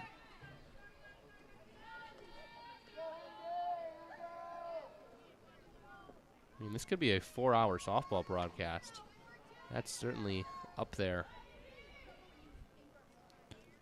I don't know what other sport would Football ever get there? 2-1. The bowl game was 3.5, I think. I think the Fiesta Bowl was about 3.5. Well, we're approaching 3.5. So. And that's with a lot of media timeouts in there. This is all. At least this is packed with action. Though. Yeah. We do have that going for us. So 3-1. It's been. You get a 20-minute timeout or a halftime. Or I think it's 30 for the bowl game. 3-1. Langford that drops it to left field. A dive was made, but it popped out of the glove when contact was made with the ground. So 2 come across for the Wolverines. Almost another really nice defensive play out there in left field. Instead, 2 more come across for Michigan. Michigan put up 3 touchdowns today. 21-3. Wolverine offense clicking. Bowling Green just has a field goal. Janissa Conway, 5 for 5 with a walk. Let's see if she can move that to 6 for 6, or get on for a 7th time. First pitch is upstairs. Runners on 2nd and 3rd. Langford at 2nd. And Carkerborough at 3rd.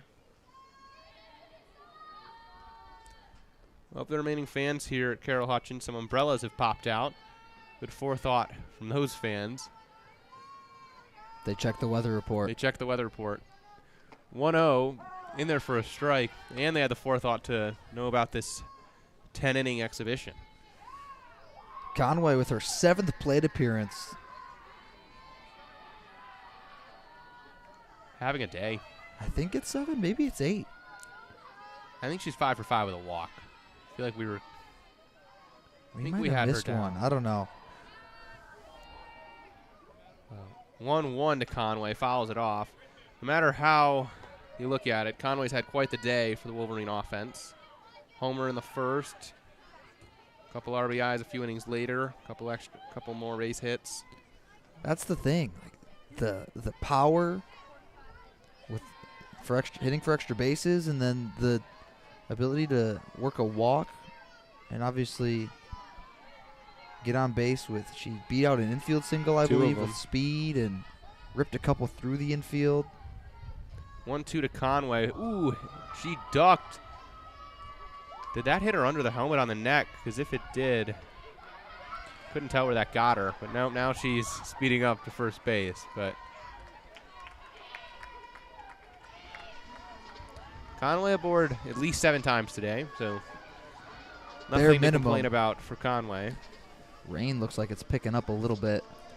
Some fans heading for the exits.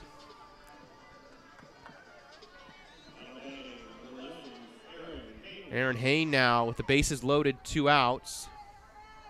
21-3 Wolverines.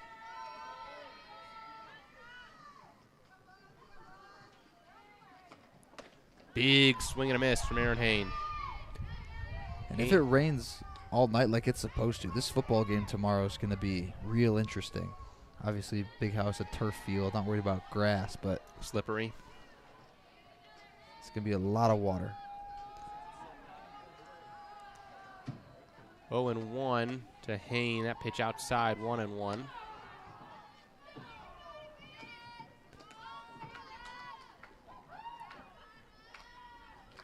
(21-3) in the bottom of the ninth. We're playing 10.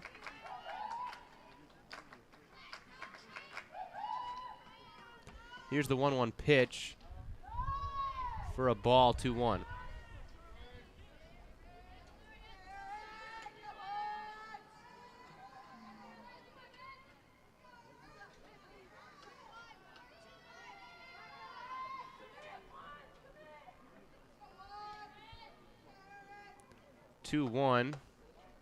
That one outside for a ball, 3-1. You can tell it is getting a little wetter on this field because where the pitcher drags her back foot has created a little line in the dirt in front of the pitcher's mound.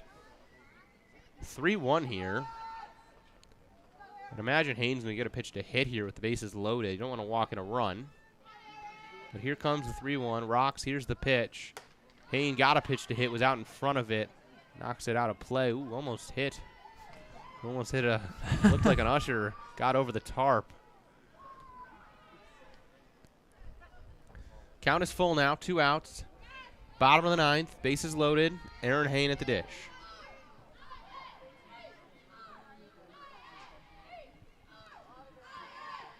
Here's the 3-2. Hain fouls it off. Hain started this game what feels like quite a long time ago.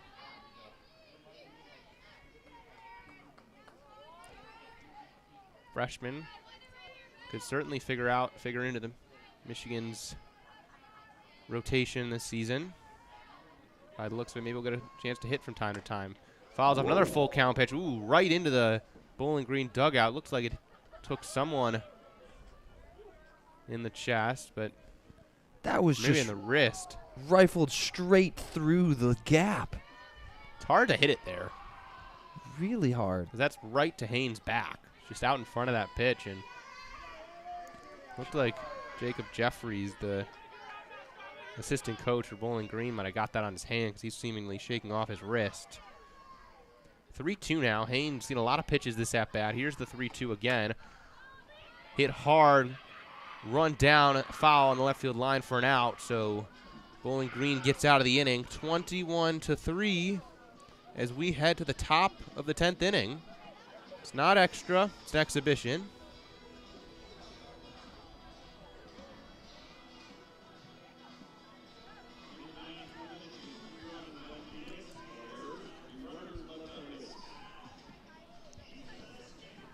Our graphics package isn't even set up to handle 10 innings. That's 21-3. Michigan leads top of the 10th. Jessica LeBeau will head back out. Not sure if Michigan's going to hit in the bottom of the 10th. In the Concordia games last weekend when Michigan was up heading into the 7th, they didn't hit in the bottom of the 7th, but I don't know. With the playing 10, I feel like anything's on the board. I called a couple of fall ball games last year, and it was hit or miss. Sometimes they would hit, and other times not. So a really incomplete answer to your question. I would guess they would today. Michigan defense going to stay the same. Ava Costala is still behind the dish, taking over last inning. Vantucci at third, McVeigh at short, Ramey at second, Delamonica at first, Langford in right, Conway in center, Stevenson in left.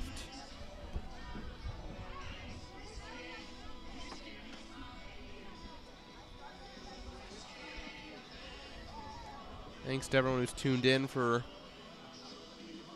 the 9 we've seen so far. I'm Alex Miller. Alongside me is Kelin Flynn for WCBN Sports.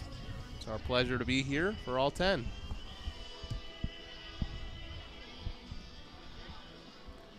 Great spot to be on a Friday night. a lot of fun getting to see what we might have in store come the spring. Getting a little bit of a sneak peek, I feel like, because like we hadn't done these games and start calling in February, we know nothing about Conway or Costales or Stevenson. Getting a little early view. First pitch from LeBeau is upstairs. Nice pick from Costales. Snow coned it a little bit. I've gotten too excited about this, but Costales hitting a homer to Ray Fisher has gotten me really excited to see what kind of power she can bring to this lineup. That is sliced fouled on the first base line. Costales showed good plate discipline, had 2 walks in that Concordia game. Walked here today. Had an RBI base hit.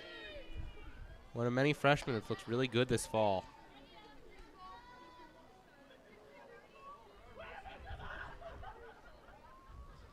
And LeBeau trying to wipe off the ball a little bit there, it seems. Get a good grip. 1-1.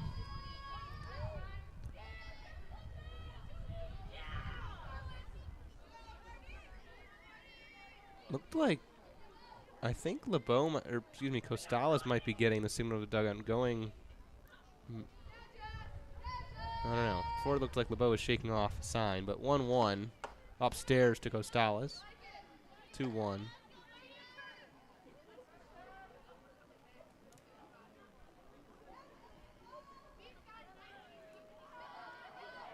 And now LeBeau checking the wristband. 2-1. Upstairs, 3-1.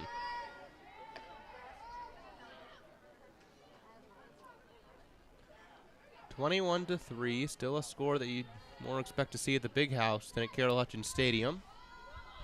I don't know. The way this Michigan team's playing, I don't know that you'd expect 21-3. There's a walk drawn by Bowling Green. We've mentioned a lot throughout this broadcast. Bowling Green wearing some alternate pink uniforms, not wearing their usual numbers. So, at the moment unclear who's wearing 8 today. It's normally Delaney Davis's number. She's been wearing 20 today. LeBeau, first pitch there is swung on and missed. 88 is not a typical number you see in softball. I mean, they do have a 99 on their team, Kaylee Cole, but don't know who's wearing the 88. They also have a 66 being worn today. Swung on and missed. 0-2. Batter from Bowling Green not really shifting the weight much. Both feet are staying on the ground all the way through. 0-2.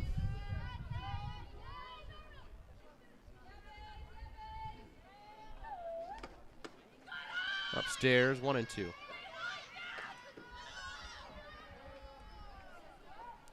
Wind's really blowing out there now. That flag in center is,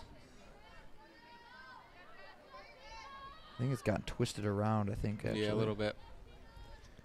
1-2. Here's the pitch from LeBeau. Fouled off.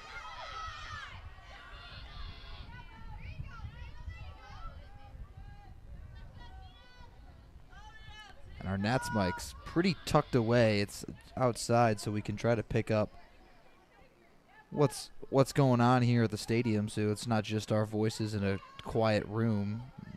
It's too sanitary, but that wind's howling. Here's the 1-2 from LeBeau. Rocks delivers low, 2-2.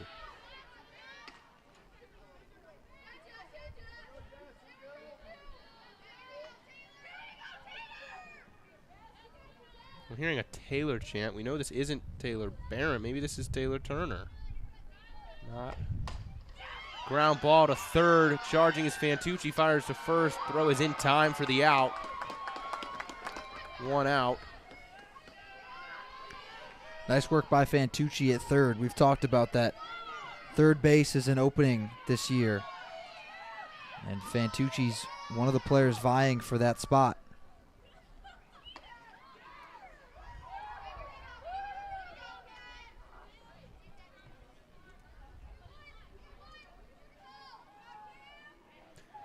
Here's a number we do know. Cameron Kaufman's wearing 22 today as she steps up to the dish, takes the first pitch for a strike. Kaufman's been pretty reliable today for BGSU. Runner on second for Kaufman, 1 out. LeBeau delivers the 0-1, fouled off.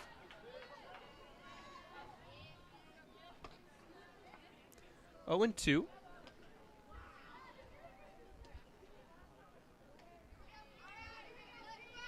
(21-3) Michigan. Top of the 10th of 10. 0-2 from LeBeau. Rocks, delivers, fouled off. Big cut.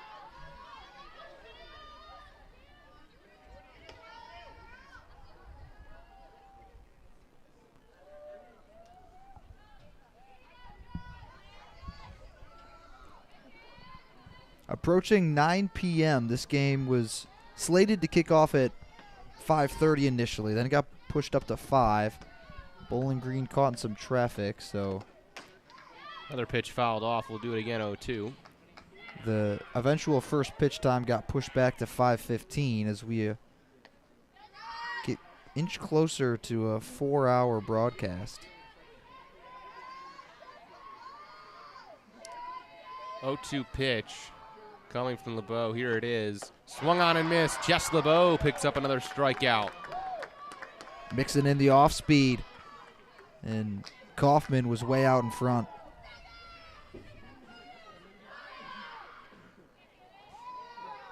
Here's our friend wearing the mystery number 66 for Bowling Green. Big swing and a miss. The first pitch, fastball from LeBeau.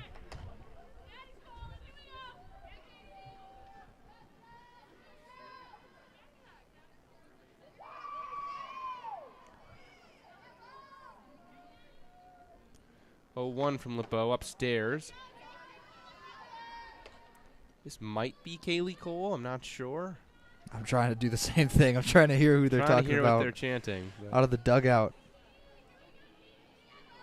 I think I heard KC, and that would make sense for Kaylee Cole. 1-1 pitch is swung on and missed. Cole as well normally wears 99, so 66 wouldn't be too off the cuff for her. 1-2 now, 2 outs. LeBeau a strike away from finishing this ball game. Here's the 1-2, swung on and missed. LeBeau picks up another strikeout, unless Michigan's at about the 10th. But it looks like I don't think they line are. up and get some handshakes here. So Michigan will finish this game 10 innings, 21-3, dominant offensive performance from the Wolverines as they continue to absolutely rake in fall ball. And this is the final game of the fall, so we're not going to see this team again until February. They've looked very promising this fall. It's going to be an exciting season. Yeah, absolutely. It's going to be a ton of fun. Really excited to get to cover this team come springtime. They showed a lot over this, especially from the young players, the freshmen, the sophomores that are going to take that next step. I mean, obviously, the big returners like Kiki Thole and Ellie Sealer look sharp. Ella McVeigh still looking sharp at short, but some of these other positions, who's going to take the jump? Maddie Erickson at first. Can she make a jump? The outfielders, the outside of Sealer, can Stevenson and Conway as freshmen be impact players? And obviously the pitching staff. Can Durkowski and LeBeau take that next step and continue to improve on last year's performances? I mean, it seems like the only positions where we have like real locked-in every game starters at the moment are short with McVeigh, Thole at catcher, Sealer in left. So I even feel like second base might be mixed around a little bit if they're trying to play Andy Langford and right a little bit, get Alakwa back to that spot. I think there's going to be a lot of moving part. Maybe Conway's locked in at center at this point. No one's played center at all in the 3 fall games we've called. And she's looked great. And she has looked great. I think Erickson's going to be pretty locked and loaded at first. Right. But, I mean, she could play third in a pinch. Yeah. Played third there last year a lot. But so you might be right. We'll see. Well, with that, it's been a lovely evening calling softball. I always think it's cool they flamethrow around the mound, settle the dirt. But thank you for tuning in to WCBN's coverage of fall softball. It's been a pleasure. I'm Alex Miller. Alongside me was Kelin Flynn. We'll hope you'll tune in tomorrow. Michigan's playing Indiana in football. I'll be on the call. Should be a great crew. Should be a great game. Look forward to having you listen, and we'll leave you as we always do with a good night and a Go Blue.